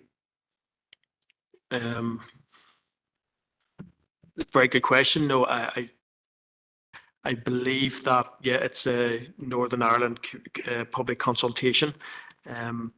Again, we have engaged with all councils, but I'm not sure, to be honest, whether it's actually been extended to other fire and rescue services outside of the jurisdiction. I would say probably not, but I honestly don't know the answer to that. We do have already joint working operations memorandum of understanding with our neighbouring fire and rescue services. So we do respond together very well. But whether they've been included in this, I don't think so, because of obviously different budgets and different working conditions operationally, even at incidents and stuff, whether to what depth that they've been involved in. Appreciate that. Very, very briefly, I totally support that last input. I know where my own particular fire station is located, that there is that cooperation, shall we say. And it's my understanding there's a memorandum of understanding. We do, yeah.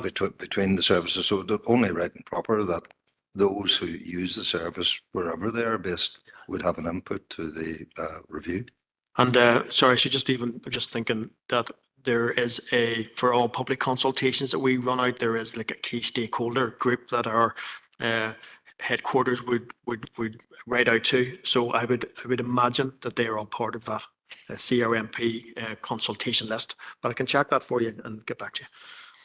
Appreciate that. And I think what's been clearly evident is that we all value the role and the service that's provided by the Northern Ireland Fire and Rescue Service. And I know there was a suggestion, I'm going to refrain from using the word proposal, but there was a suggestion that we explore a corporate submission before the deadline. Can I bring the Chief Executive on in relation to that?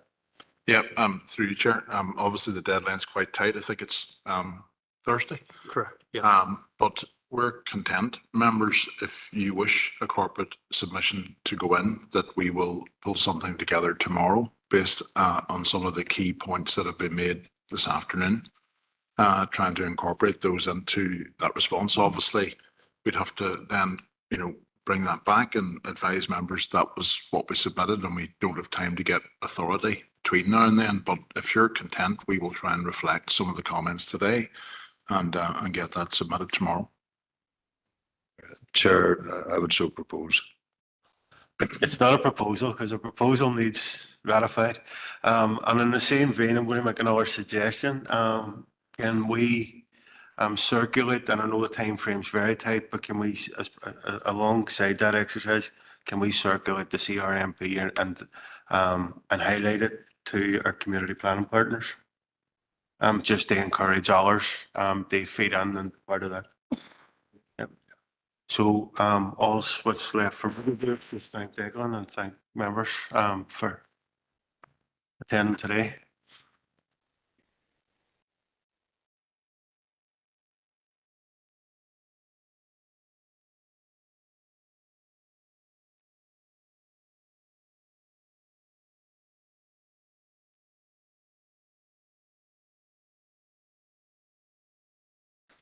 Members, moving on, item 7, chairperson's business. You'll be pleased to know that I don't have any, and I haven't been contacted by anybody to raise any business at this point of the meeting. So moving on to the open minutes of our last meeting held on Tuesday, the 26th of November.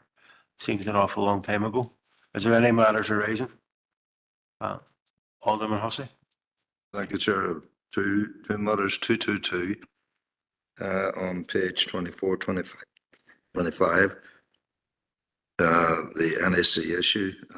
I was assured at an executive NAC meeting yesterday morning that the officers of NAC have been in contact with council to meet with them on this issue and allay Councillor Turney's discomfort. Can it be confirmed that they have made contact with council, and can I ask that such a meeting would take place ASAP? Thank you, Chair. Yes, through you, Chair, and I'm just going to give what I think has happened and just check with Ellen. They have been in contact seeking a meeting with senior officers. We have responded to say we're very happy to have that meeting, but in relation to this particular issue, could they please furnish us with the request of this committee, which was the advantages of the particular issue. So we've requested that of them. And we've also said that we will be very happy to facilitate a meeting in due course. Would that be correct, Ellen? Yeah. Appreciate that, Chair. The second issue was page 29, 226. It was with regard to the progress report, and I had raised the issue of payment of invoices. Is that likely to be responded to or dealt with prior to the end of the financial year, or is it something that will fall into the next financial year, the payment of invoices within 30 days? I'm raising the issue because I know it's a concern for quite a few of our SMEs, not just with this council, but generally, payment of invoices, delayed payments, etc. Through you, Chair, I'm happy that we would be endeavouring to bring a report in before the end of the financial year. And the matter was raised in December's committee, so we would be attempting to get that in as soon as possible. Thank you, Chair. Councillor Tierney, matters arising. Yes, thank you, Chair. I would just like to point out that under GSP 222/24, when Alderman Hussey referenced it just now, I have absolutely no discomfort with Alderman Hussey taking on the Vice Chairperson's position. What I do have discomfort with is this council being asked to pay when we have had no discussion around who may take on that position. It's not in any way about the position or about the person who's taken it on. It's about the process in which this has happened. But I do think, and I think it's good that we have had the update from officers, and I think it's good that Alderman Hussey is engaging with the NIC to get the information that this committee has requested. But what I do think would be useful is if we ask the NIC to present to this committee in relation to all of the queries that we have. It's not the first time that they would have done it. They've done it before, is my understanding. And I think that that might put this issue to bed once and for all. Thank you.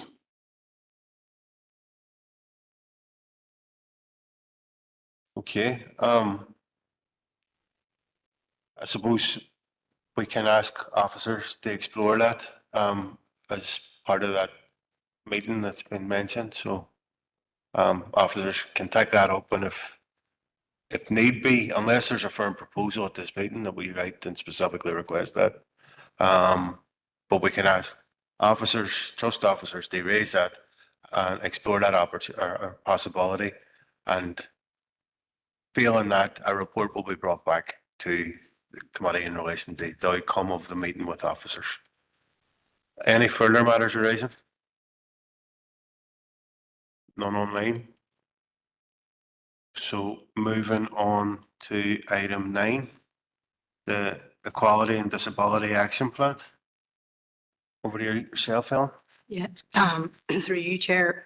This report aims to advise members of the outcome of the consultation on the Council's draft Equality Action Plan, Disability Plan and associated Equality Impact Assessment.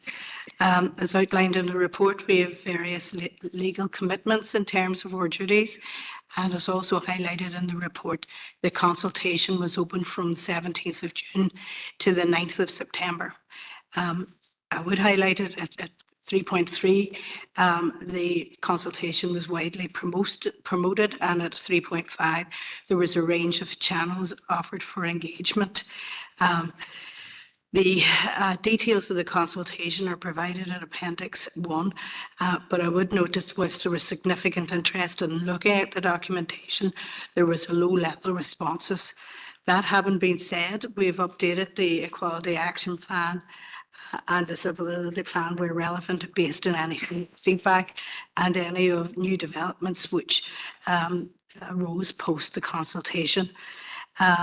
And again, as I say, in the report, it highlights that those plans will be reviewed again at the end of the financial year.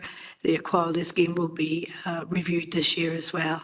And we continue to engage with our stakeholders through the Equality Assurance and Oversight Group. So that will always ensure that these documents are dynamic. I would also say that in order to enhance and deliver the action plans and our Section 75 duties generally, we've added in to the action plan, or the Equality Action Plan, that we will establish an internal equality task group made of cross-departmental officers and the diversity ambassadors, and will provide additional in-year progress reports. Members are therefore asked that, subject to your comments, that the attached Equality Action Plan, Disability Action Plan and Equality Impact Assessment are approved. Thank you, members. Okay, members. Is there any indicated speakers? Councillor McGinley online.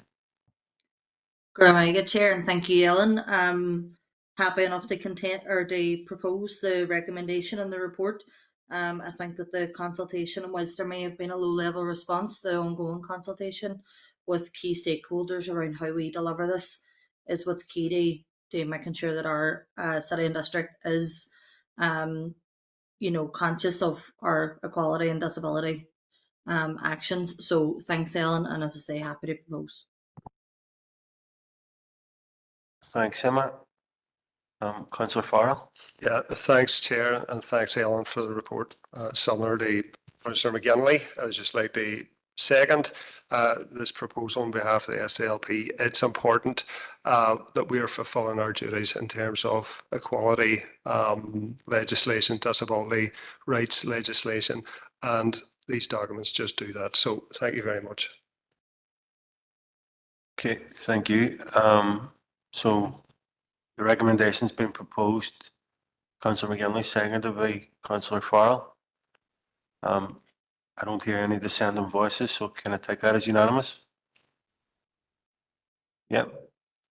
Moving on to a very discriminatory paper. And again, it's Ellen taking us through this ongoing conversations initiative. And through you, Chair, I just wanted to highlight correspondence that had been received in December from Arts of Wonder, which is set out in Appendix 1. And obviously from today's meeting to establish if there's interest in participation in the ongoing conversations initiative. And if this is the case, to seek representations. As highlighted in the report, this is a facilitated dialogue series over a 2-year period. And the next meeting of it actually takes place in this council area at the White Horse on the 17th to the 19th of January. There are another further 3 events planned for 2025.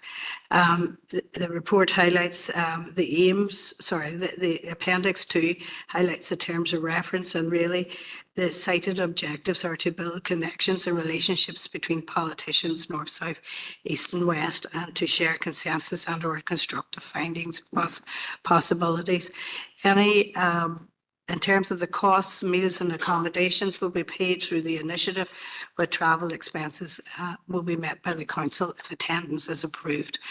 The recommendation of the members today is to consider participation in this initiative, and if so minded, nominate members to attend. Thank you.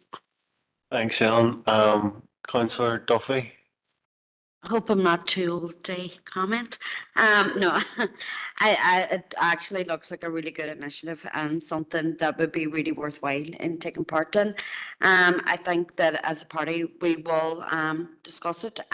There's an email address there for nominations. So if so minded, we can just email. Yeah, okay. No, thank you, Ellen, for that. Councillor Tierney. Thank you, Chair. I'm just slightly over the bracket, so I'll beg indulgence to speak to it. But no, like Councillor Duffy, I think it sounds like a really interesting programme. And if I wasn't slightly over, I would be interested in putting my own name forward. We will discuss it. There's only one of our group that meets the requirement, and trying to force her arm to agree that this commitment is something that I'll have to come back to before full council. But I do want to highlight the point that I think it's important and very beneficial to this council that at 4.2 it points out that meals and accommodation costs will be covered by the initiative before we even take a decision on whether or not we're going to participate in this programme. I think that's very, very beneficial, and it would be really beneficial if other organisations that we engage with in similar programmes and courses like this did the same. Thank you. Thanks, Councillor Tierney. And I know you've made reference to full council, but just to remind all members that the event that Ellen alluded to that's happening within this council area happens before full council. So there may be another opportunity through the email to make a nomination. Alderman Hussey first. Chair, if the previous 2 speakers are over age, I could attend twice. I've looked at the terms of reference and I don't see any reference to age within their terms of reference. So I don't know why they have that restriction. And I think that's a question should be asked of the organisation. I agree with the previous 2 speakers. I mean, it seems like an excellent programme. And you know, you're talking about arts, music, and the religious aspects and everything else. I see no reason why there should be an ageist restriction on attendance. I'll certainly bring it back to my 2 comrades, and we'll see where we're going from that. But absolutely no problem with attendance at it, and I notice that travel will be paid. Very beneficial there. Some people travel more than others. Councillor Donnelly. Very good, Chair. Look, since I became an elected representative, I've made a point of trying to talk to people that you wouldn't normally talk to and listen to them and find out basically what makes them tick and not. And I have done that. But I think there is a restriction in this, Chair, and 2.4, where it says that participants in each conversation will demonstrate a willingness to work with others from different political, cultural and religious backgrounds. I have absolutely no problem with that. I think there needs to be more of that. But what it does say, in support of the peace process. Now I would ask, first of all, what is the peace process? Is it definitive? And if the peace process is what the current arrangements that we have here in the 6 counties, then I think that that's restrictive. We shouldn't be restricting anybody. If we're saying to people that if you don't support the administration and everything that comes with it, then you can't be involved in that. I think that that could potentially be a fly in the ointment.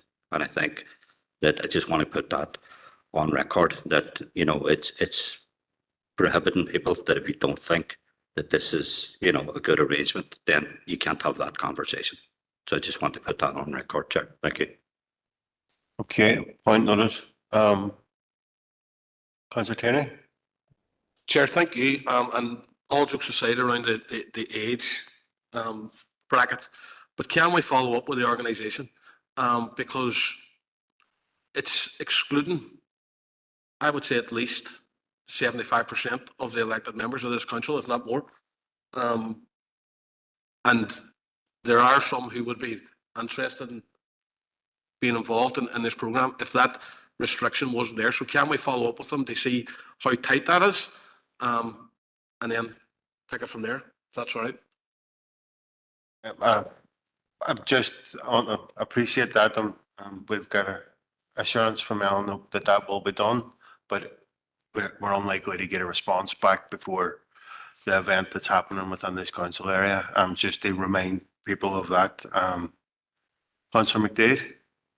Thank you, Chair. I'm just looking at it and it says it started in October 24. So I wonder, have we missed some of the sessions already? I'm looking through the pack and just can't see it. Through you, Chair, I mean, it does say that there has been one in October 24, but I didn't have any correspondence till mid-December on it, so that's put it forward as soon as possible. Thank you. Okay, well, we'll await that clarification, but as of now, there's no nominations coming from the floor, and different political parties will seek to make nominations via the email link. So moving on now to item 11, the scheme of allowances.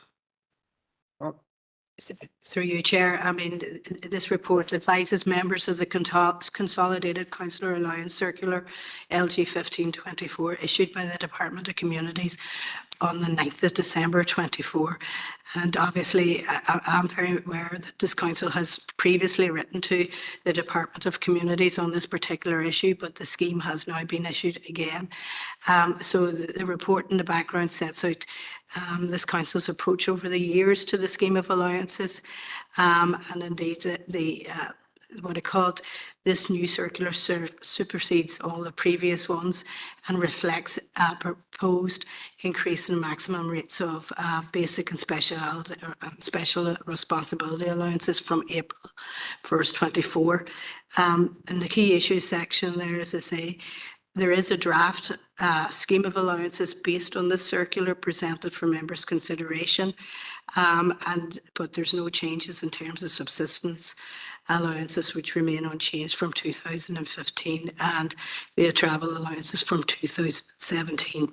The draft scheme also, it's in the appendix, also maintains the same level for the mayor and deputy mayor allowances. As indicated, as I say, because if members are so minded to adopt the proposals, there is an element of back pay from the 1st of April, and it's noted that, as I say, the allowances that are set out in the circular are maximum permitted, but council has discretion to set allowances up to these months. So again, subject to your comments, very much appreciate your views. Thank you. Councillor Duffy? Thank you, Chair, and thank you, Ellen, for the report. And Ellen, as you have alluded to in the report, we have rejected this recommendation over a number of years now. I don't see a change in the circumstances of the council. I know that people have had different views on it over that period of time, but as council, we have rejected the recommendation and rejected the implementation of this. And I would propose that we stay with that recommendation at this point and reject it. We have said that we will await the outcome of a ministerial review. And I believe that that may not be far off. And I believe that it would be beneficial for us as a council because our circumstances certainly haven't changed. And the circumstances of the people that we are here to serve hasn't changed. So I would propose that we reject the recommendation at this time. Thank you. Alderman Hussey. Chair, you'll understand I won't be supporting the proposal. There is a major change within this as I understand it, and that is with regard to special responsibility allowances. There has been a change made there, which I think is why it has been reissued by the department. And I will be not supporting that proposal because I believe that we should accept the figures coming down from the department moving forward. I appreciate that we're waiting on the review, but what I'm hearing is that could be pushed back a while, so it could. So that's where we are. Thank you, Chair. While Alderman Hussey was speaking, we got a seconder from Councillor McGinley. So we do have a valid proposal on the floor. Any further speakers? Councillor Tierney. Chair, thank you. And this is always a very strange paper that comes before council. And I have made my views clear on this over a number of years. I genuinely don't believe that councillors or anyone should be asked to vote on whether they receive a pay rise or not. And I supported that position for a number of years, as did the entire SDLP group in this council. However, I do believe that the circumstances have slightly changed in relation to this. And the reason that one of the reasons given at the time that we first rejected this pay increase was because the following day, many of us were going to join nurses and healthcare staff on picket lines, and we felt that it would be hypocritical of us to sit here and vote for a pay rise whilst then going to stand on picket lines with people who were fighting for a pay rise. At that time, we had Northern Ireland Housing Executive staff give a presentation to this council. I think it was actually to this committee. And we had other public sector workers, both in here and outside, who were campaigning for pay raises at that particular time. And we felt that in solidarity with them, that it was important that we stood up and stood alongside them and supported them. Last year, during this debate, I listened very carefully to a lot of members, one in particular who made a very valid point in my view when he was talking about us fighting regional imbalance whilst implementing regional imbalance ourselves. And I think that's a very valid point. So I do think that the circumstances have changed. I also think, and I don't feel comfortable, and I've said this from the very outset, I don't feel comfortable with us dictating what other people in this council may or may not receive in terms of their pay. At the very least, I think that this should be a discussion for the full council, so that every member who is impacted with this has an opportunity to speak. And I know that all councillors have an opportunity to attend this committee, but that doesn't happen. It's not the same thing. I think at the very least that this should be deferred until full council to allow everyone who is going to be impacted by this to have their say and to also have their vote on this. And I know also that whatever decision is made here today, it's ratified at full council, but again, it's not the same as a full and open debate. I believe that, as I've already outlined, that the circumstances have changed Previously, I would have had no problem with supporting Councillor Duffy's proposal, but on this occasion, the SDLP will not be supporting that proposal because we believe that the position has changed. We stood for many years in solidarity with public sector workers across the city and district who were fighting for a pay rise, and I believe that the circumstances of that have now changed. Therefore, I believe that the position of this council is now available to change, and I would ask the council consider that, and at the very least, they allow the full council to consider that at the end of the month. Thank you. Okay, well, I know there's a proposal on the floor, so if that falls, there's an opportunity for a further proposal. Alderman Kerrigan. Thank you very much, Chair, for allowing me in. And to be fair, I would be in agreement with a lot of the comments raised by Alderman Hussey and Councillor Tierney as well. It is a thing that really should be set outside of the council, and we shouldn't be voting on the allowance given. But I will be fair to him, Councillor Tierney spoke very well there in regards to the points and touched on a lot of the points that I was going to touch on myself there. There is the difficulty in the paper and that it's still referencing the maximum allowance, and there is that disparity in regards to that some councillors are taking the allowance and we are still on a 2019 rate, which whereby we have ensured that we have increased the wages or salary in regards to staff of the council, but the actual councillor role is still the same allowance. Not that we're looking for additional funding, but it's just the case of there's an allowance been set and it should just be deemed, it should be set by someone else and should be implemented. And it's very unfortunate this has to come before us at all. But I am minded, having discussed with my colleagues, that they would not be minded to support Councillor Duffy's proposal at this stage. And I do feel that it is a good comment there from Councillor Tierney in regards to bringing it to full council and letting it be discussed there openly. And I do take on board that it can be discussed at full council anyway because everything needs ratified, but that the decision does be made at full council. But thank you very much, Chair, for allowing me in. Okay, Councillor Donnelly. Chair, and Chair, it's very awkward conversation around this and always has been. I haven't voted yes or no on this. I've abstained because I agree with previous speakers that we shouldn't be making this decision. But what I also feel awkward about, Chair, is that I don't believe that I should be stopping somebody else getting a pay rise that is needed. You know, there's some people who are doing this job and the money isn't the money. And this isn't me complaining because I'm content. But you could have a family where there's one. That could be the only wage that's coming into it. And should we be stopping that rise?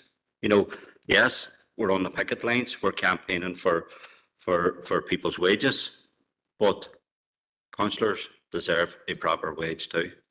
So in line with my previous position, I will be abstaining on this vote. Thank you. Okay, is that all the indicated speakers so far? Before I bring Councillor Duffy back in. Okay, Councillor Duffy. Chair, I'm willing to withdraw my proposal and allow this to go to full council for discussion. I take on board all the points that have been made. My position, our party position is unlikely to change between now and full council, but I do think in fairness, in the spirit of fairness, that it should be a discussion of full council because it does affect all councillors within the chamber. So happy to withdraw my proposal at this stage and allow this to go to full council.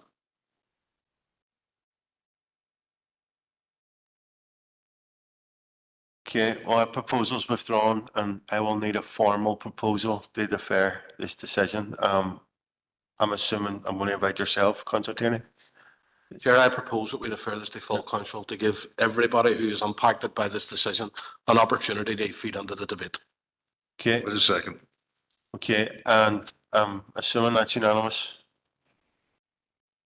Yep. So moving on now to item 12, Derry City Football Club Academy proposal. John. Thank you, Chair. Members, I'll try not to go through the report verbatim, but it's to advise members of a non-prejudicial discussion that's underway with Derry City Football Club. And before Christmas, now a formal request received from them in relation to the potential of the establishment of a training facility at grounds in Templemore, and a request of council to consider facilitating that. So the paper updates on the proposal. It doesn't at this stage have details in terms of location, scale, size, nature of the proposals. However, the proposals are likely to be on a parcel of land that is more adjacent to the Templemore Road side of the Templemore site. As members know, at this minute in time, we are engaged in master planning the entire Templemore site with a view to advancing the very significant strategic leisure project on that site. Initial indications would suggest that the request of Derry City Football Club could potentially be accommodated within those overall master plan and without compromising the ambition of council. The majority of the site is in freehold, owned by council. The potential area that under discussion with Derry City Football Club is on a long lease of 999 years. There's a covenant on that site. The covenant is in respect of recreational facilities. I've outlined in section 3.1 the nature of that covenant. So there would be an issue in terms of ensuring that if this proposal were to proceed, that covenant was released. That would have to form part of the discussions with regard to this. There are a number of key issues, as with all land issues, that would have to be considered. The obligation on council to dispose land at best price for best value. The process and around, if there were to be, if this were to be advanced, how that might take place. The guidance that would have to be adhered to in regard to the disposal of surplus public sector property. All of those various considerations that have been taken into account in any land transactions to date the council has entered into.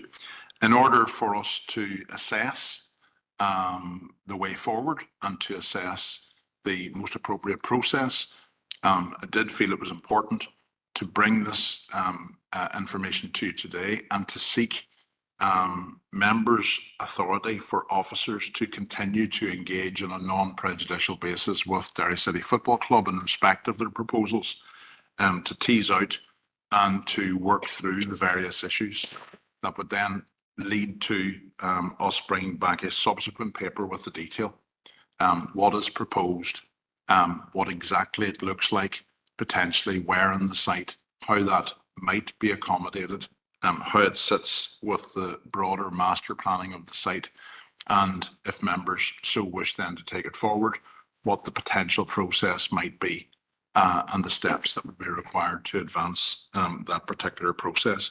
So in respect of the paper today, members, it's not in any way in terms of a binding decision by council, but it's a request of members to endorse an ongoing conversation with Derry City Football Club in respect of their aspirations and to bring all of those matters back for further consideration to this committee in due course. Thank you, Chair. Thank you, John. Councillor Tierney. Thank you, Chair, and thank you to John for that report. I am more than happy to propose the recommendation that we do give officers authority to continue their discussions with Derry City Football Club.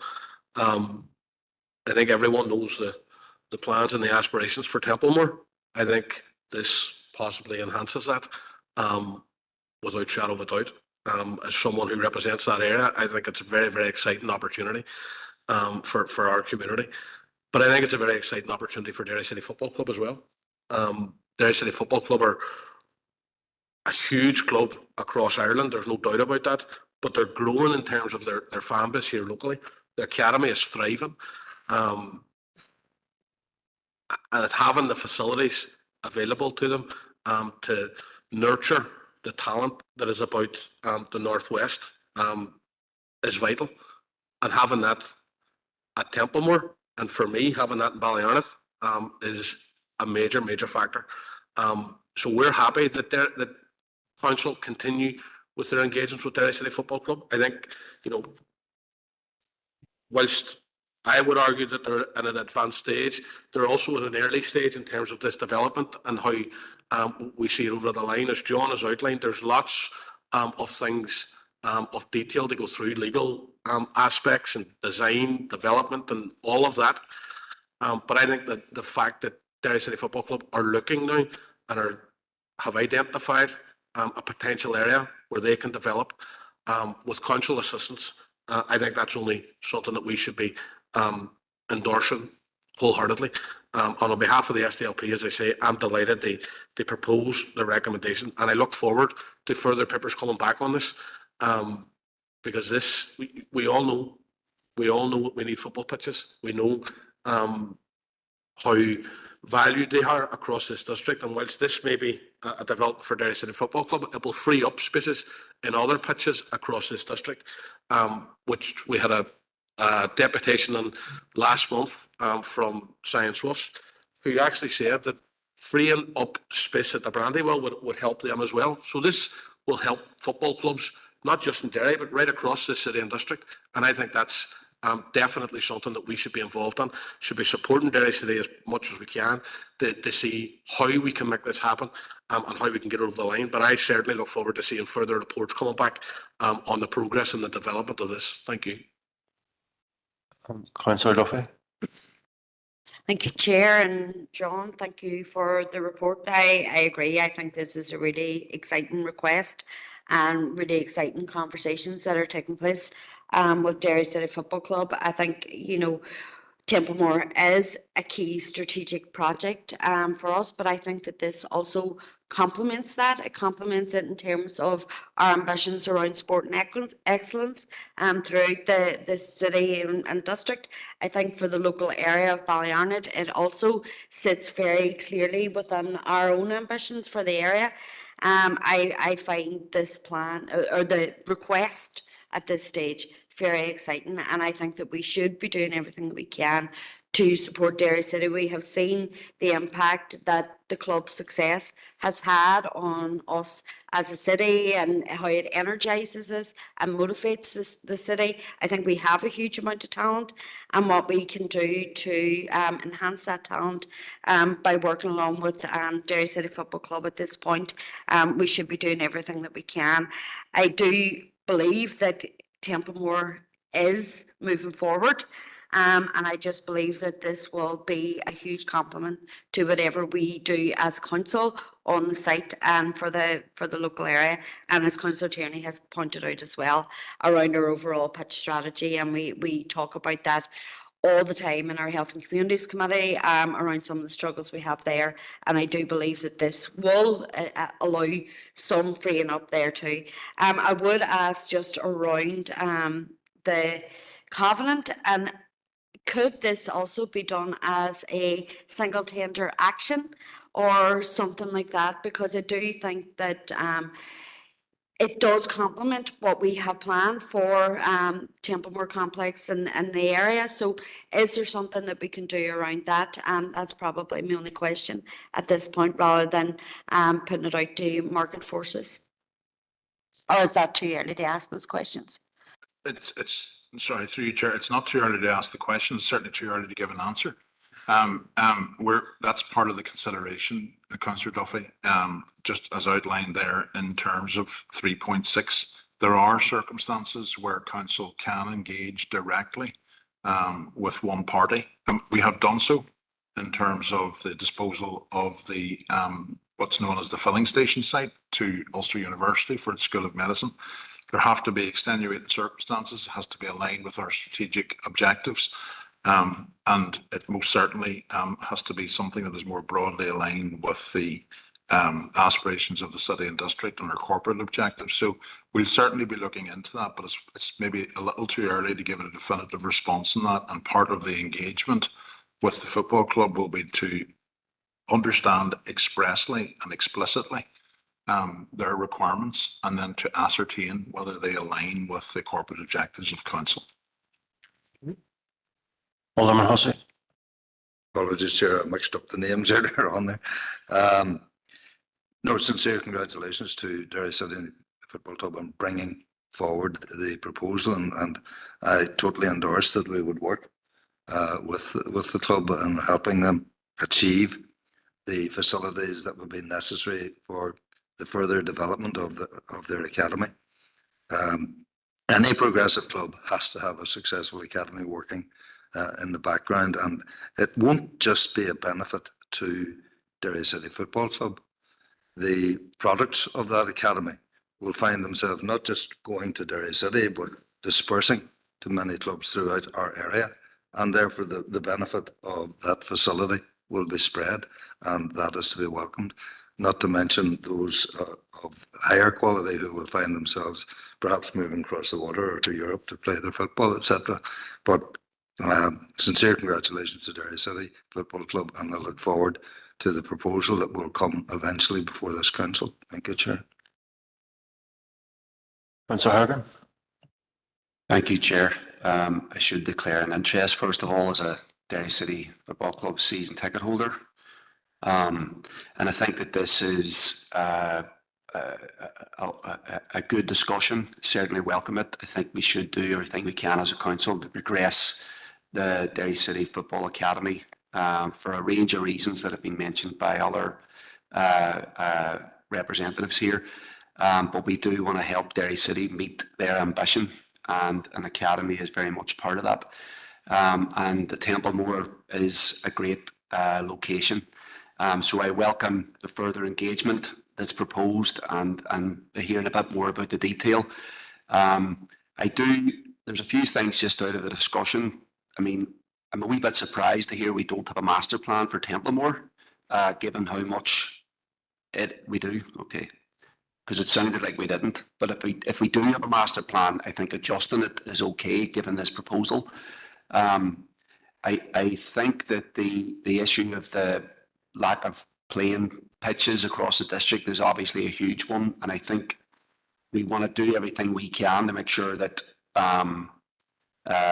the development of the academy at Templemore enhances a situation where everybody benefits and there's more pitches.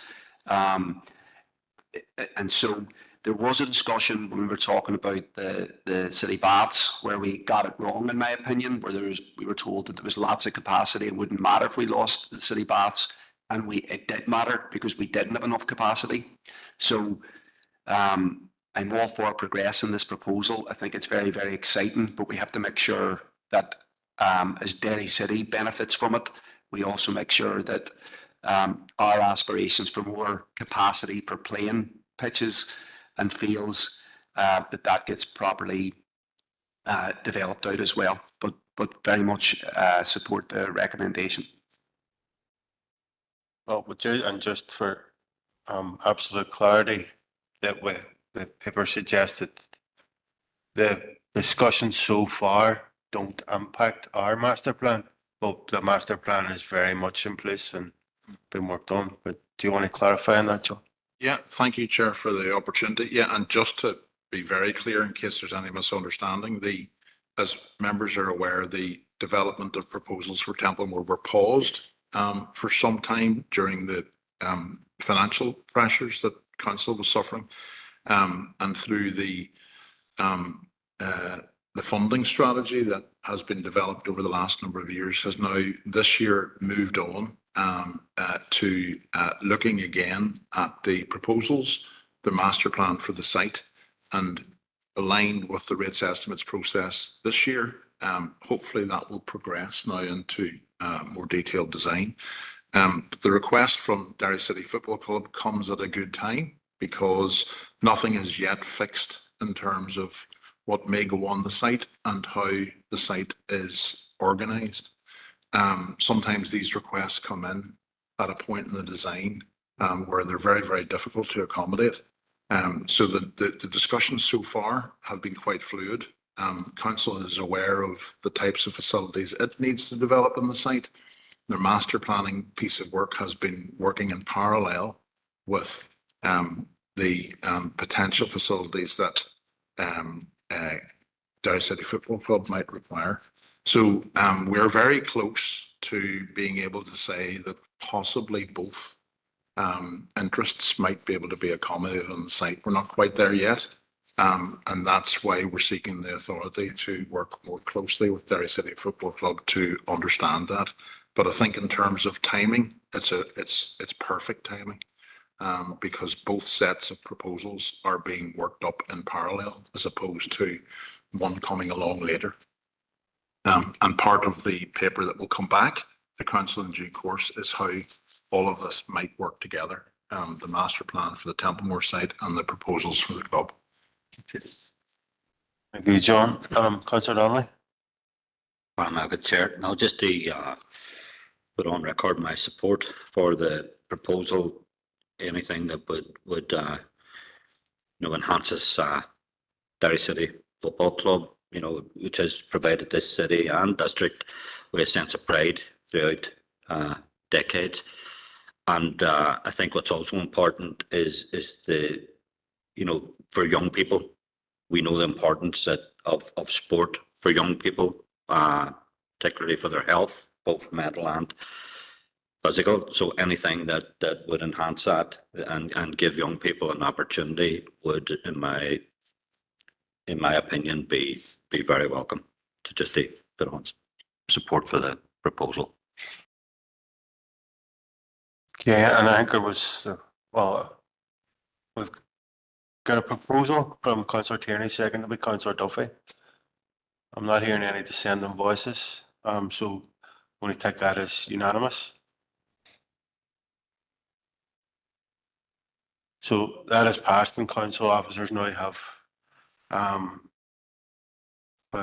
mandate to enter into or continue those discussions and hopefully bring a positive paper back to this committee to see this progressing, and the potential for Derry City Football Club is immense. We can see that. We've seen that through the cup final, and you've seen the goodwill that's behind the football club, particularly in the city. So an academy is something that's a key element that's missing, and if there's anything that we can do as a council to help and support that, I have no doubt that it will get the support within this chamber. I'm going to be a wee bit parochial because we've had, and it's clear that was the benefits of this, how this complements our ambitions for Templemore and the fantastic facility that will be developed at McGee.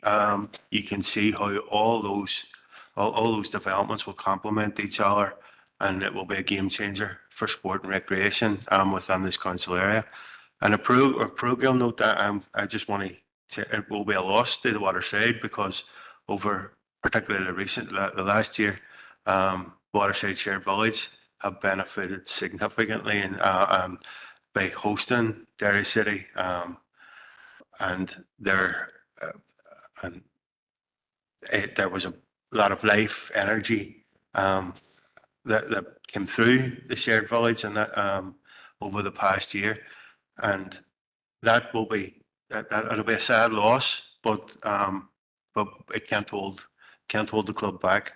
And we look forward to seeing Derry City have an academy of their own in the not too distant future. Members, I'm going to move on the open for information, and I'm going to go through them one by one rather than taking them as a block.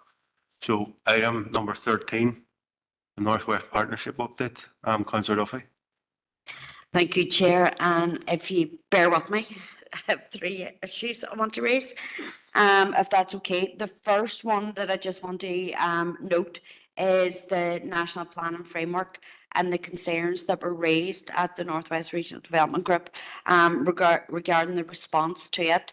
And I think that as a council, we should just be aware of the implications that that has for the Northwest City region. There has been a downgrading of the city region through the National Planning Framework. We have written to the Dublin Government as a body to express our concerns. We have now written and requested a meeting with the incoming Taoiseach and Taoiseach, along with the First and Deputy First Minister, just to discuss it. We have huge ambitions for the Northwest City region, and I think that it's vitally important that the Dublin Government also recognises those ambitions. We have seen, as Stormont has returned over the past year, a focus on regional balance, and we need that to continue, and we need that to continue right across the Northwest City region. So I think just to take note of that and the implications that it could have for our ambitions as a city region.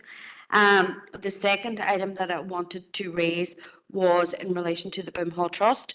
Boom Hall Trust has had a presentation to the Northwest Regional Development Group there in December, where we received an update as to where they were at regarding funding for their ambitions around Boom Hall. They also requested a letter of support from the Northwest Regional Development Group as they are continuing to apply for funding for the development of their ambitions. I think that it would be good as a council if we were also able to provide them with a letter of support, but also invite them in to council for a deputation here. I know that they have been in before, but I think it's some time since we have heard from them around the ambitions they have for that project, and I think it would be very useful. The third item is a proposal. It was a proposal that I made at the Northwest Regional Development Group, and it was that we write to the incoming Taoiseach as well regarding our ambitions around the airport, particularly the PSO to Dublin. And I think that that is something that as a council, I would like us to also reinforce that letter and send one from ourselves. We know the importance of the airport. We know its importance to the connectivity of the Northwest. Those are probably three proposals. I'll stop talking. Okay, well, see, in relation to the three proposals, is there general agreement? The Councillor Tierney? I was at the meeting. I've no issue with the proposals that were proposed at the Northwest Partnership. I wouldn't mind if Councillor Duffy would outline the proposals to this council. For example, there's a proposal from the Northwest Partnership to meet with the incoming Taoiseach, Taoiseach, First Minister and Deputy First Minister. Is she requesting that this council also meet with them, or what way? I just want a wee bit of clarity on the proposals. I've no issue with the principle of them, but it's just the clarity around them. In relation to that first item, there's no real proposal around it. It's just that we as a council ensure that we are aware of the implications of the National Planning Framework as a council area and around our own ambitions. And I think that we as a council should stay informed of any meetings that do take place, so that if there is a meeting with the Taoiseach, Taoiseach, First and Deputy First Minister, that we as a council are aware that it's taking place and aware of any agenda, so that we can feed into it as well.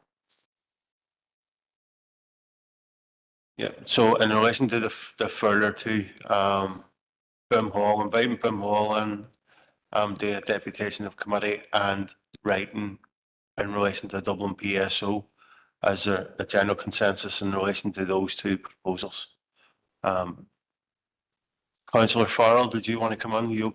Just briefly, I also attended that meeting in ATU in Letterkenny, and it was very, very interesting to hear from representatives from the Boom Hall Trust regarding their ambitious plans for that site. I think Council fully supports that.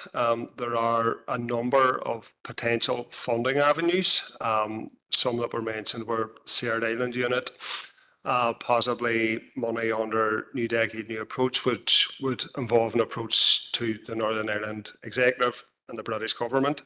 And there may be opportunities around the Heritage Lottery Fund as well. What was agreed at the meeting that there would be letters tailor-made for the individual potential funders, not just one letter of support, this sort of broad brush approach. So I think the Northwest Regional Development Group should do that as a body, but I think our council also should demonstrate our support and solidarity with that very worthwhile project that needs funding and needs funding now. So happy to meet with the representatives again, but it is important that we, as a council, in partnership with the cross-border body, vocalise our support through whatever mechanism is required. Okay, so officers will take those 2 points on board. Moving on to item 14, the ethical procurement policy, and if Councillor McGinley indicated online. Chair, just a couple of wee points on this and a question at that. I'm actually quite disappointed reading the report in terms of the lack of progress that appears to have been made. 2.1 references that officers aim to have this policy developed in October 2024, which would have been in line with our overall aims of having it completed and implemented within the last calendar year. And obviously we've now missed that target. I do understand that it's stating that that's to do with the implementation of a Procurement Act, and I'm assuming that's coming through Westminster. I'm wondering, and I'm not sure if any of the officers there are able to provide an update or an answer, but surely if we develop a policy within council and then there's legislation that comes forward after the fact, we can amend policies that we have within council to make sure that they meet the regulations within any legislation. The reason for the question is that what we don't want to see is unnecessary delays. I mean, the Procurement Act is 2023, we're now in 2025, and God knows when it's going to be that they're actually going to implement it. So I'm wondering, are we able to move ahead with the policy that is in the process of being developed? And if it needs amended to meet the requirements of the Procurement Act, then so be it. We'll do it at that stage when that's fully implemented. But I would like to see this moved forward, not just in line for us to be able to implement the BDS policy that is our corporate position, but amongst all the other elements that are outlined in section 3 that allows us to have an ethical procurement policy for council. So there's a couple of questions there, and as I say, I just want to express my disappointment because it just seems to be moving very slowly. Thank you. Maybe Philip can come in the detail of that. I think just as a broad point, back in October, the new Procurement Act was literally about to come in at that point. So it wouldn't have been a good practice for us to bring in a policy just at that stage. But since we are now in a situation where there does appear to be a significant delay to that issue can entirely be reconsidered. But I'll just ask Philip to clarify that. Yeah, members. So as John indicated, we had an implementation date of October 2024, which was going to align with the implementation of the policy. The delay in relation to the implementation of the Procurement Act was to a specific date, the 24th of February 2025, and the new Procurement Act, whilst it puts certain additional burdens on the council, will also open additional opportunities to the council in relation to what it can and what it wants to take forward in terms of ethical procurement. So the alignment of the two makes sense. Now, there is some indication that potentially this 24th of February date may be pushed back. If that is going to be significant delay, then obviously, yes, officers would propose not to await the implementation of the Act, but to take forward what it can at this stage and then to amend and update the policy whenever the Procurement Act is finally introduced. But certainly, if the Act is to come in on the 24th of February 2025, it would make sense for the two policies to be aligned because there is additional scope which is contained within that legislation, which will allow us to do more than we are able to do under the current legislation.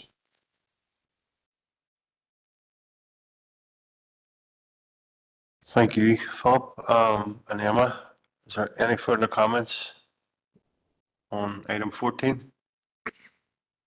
Item 15? No.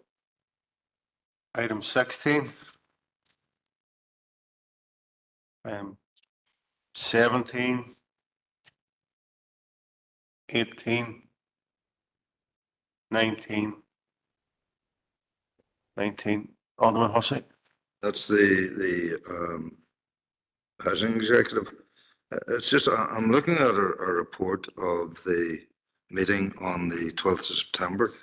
I'm looking at page 198, item 7.2, where it was highlighted with regard to retrofitting of properties, that there are only one or two contractors skilled to do this work in Northern Ireland. And the issue of retrofitting was raised probably years back at an energy conference in the Everglades. I don't know if anybody remembers attending that particular conference. It's also been highlighted within Northwest Regional Development Group because it's an issue in the Republic of Ireland as well.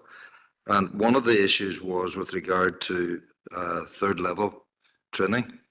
And it was hoped that there would be a development, whether it was through ATU or through Northwest Regional College, that there would be a skilling program to bring people into this particular, and trained up in these particular skills. And, if we're talking about improving the quality of our housing stock, this is something that's vital. So I'm just wondering, where the development will come from this. It's been brought up at the housing executive. I know Councillor Kerrigan, I think, was online. I'm not sure if he's still online.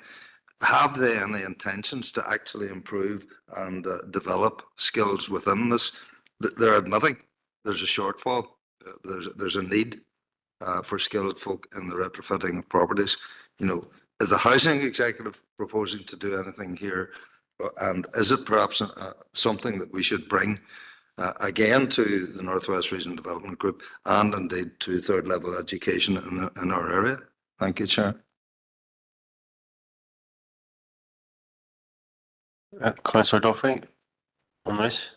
No, I just to agree with what Alderman Hussey has said, and we had a very recent conversation at the Northwest Strategic Partnership in relation to it as well. And I think that there was a presentation at that time, and I believe you were there too, Councillor Jackson, where the housing executive gave a presentation in regard to some of the work that they're doing in trying to establish academies. I think it would be useful if we had further information on it, because we know how vital it is around some of our older housing stock, so it would be good to get some information. Councillor Hagan? Thanks, Chair. Yeah, I'm glad Alderman Hussey raised this. I mean, I think that this is something, academies are a step forward for the housing executive. This is, the housing executive should employ its own retrofitting staff with that expertise. It is central. We need to upgrade and fix the existing housing executive stock. It would be great for jobs, and it would lead to real improvements in terms of energy efficiency and improvements in people's living conditions as well. So I think if we can engage the housing executive around that, that would be very, very useful. And bring Karen. Through you, Chair, members, as you're probably aware, there's a number of various items and streams of work being undertaken at the minute in the region in relation to this, the Northwest Tertiary Educational Cluster have prepared a Peace Plus application or intention to apply for Peace Plus funding in relation to this. As Councillor Duffy said, the Housing Executive reported to the Strategic Growth Partnership a number of months ago in terms of their plans, and indeed they, our own Climate Commission and our team within Council have been engaging both through ENR and also B&C in terms of how do we actually push forward skills, in particular in relation to green energy and retrofitting as part of a wider retrofitting campaign. So members, perhaps it would be useful that we'll liaise as officers and bring an update report to members in the next couple of months in order to update members where we are with all of that. And then you can have further update on that. Okay, item 20 and 21. Members, can I get a proposer to go into confidential? Proposed by Councillor Tierney, seconded by Alderman Hussey.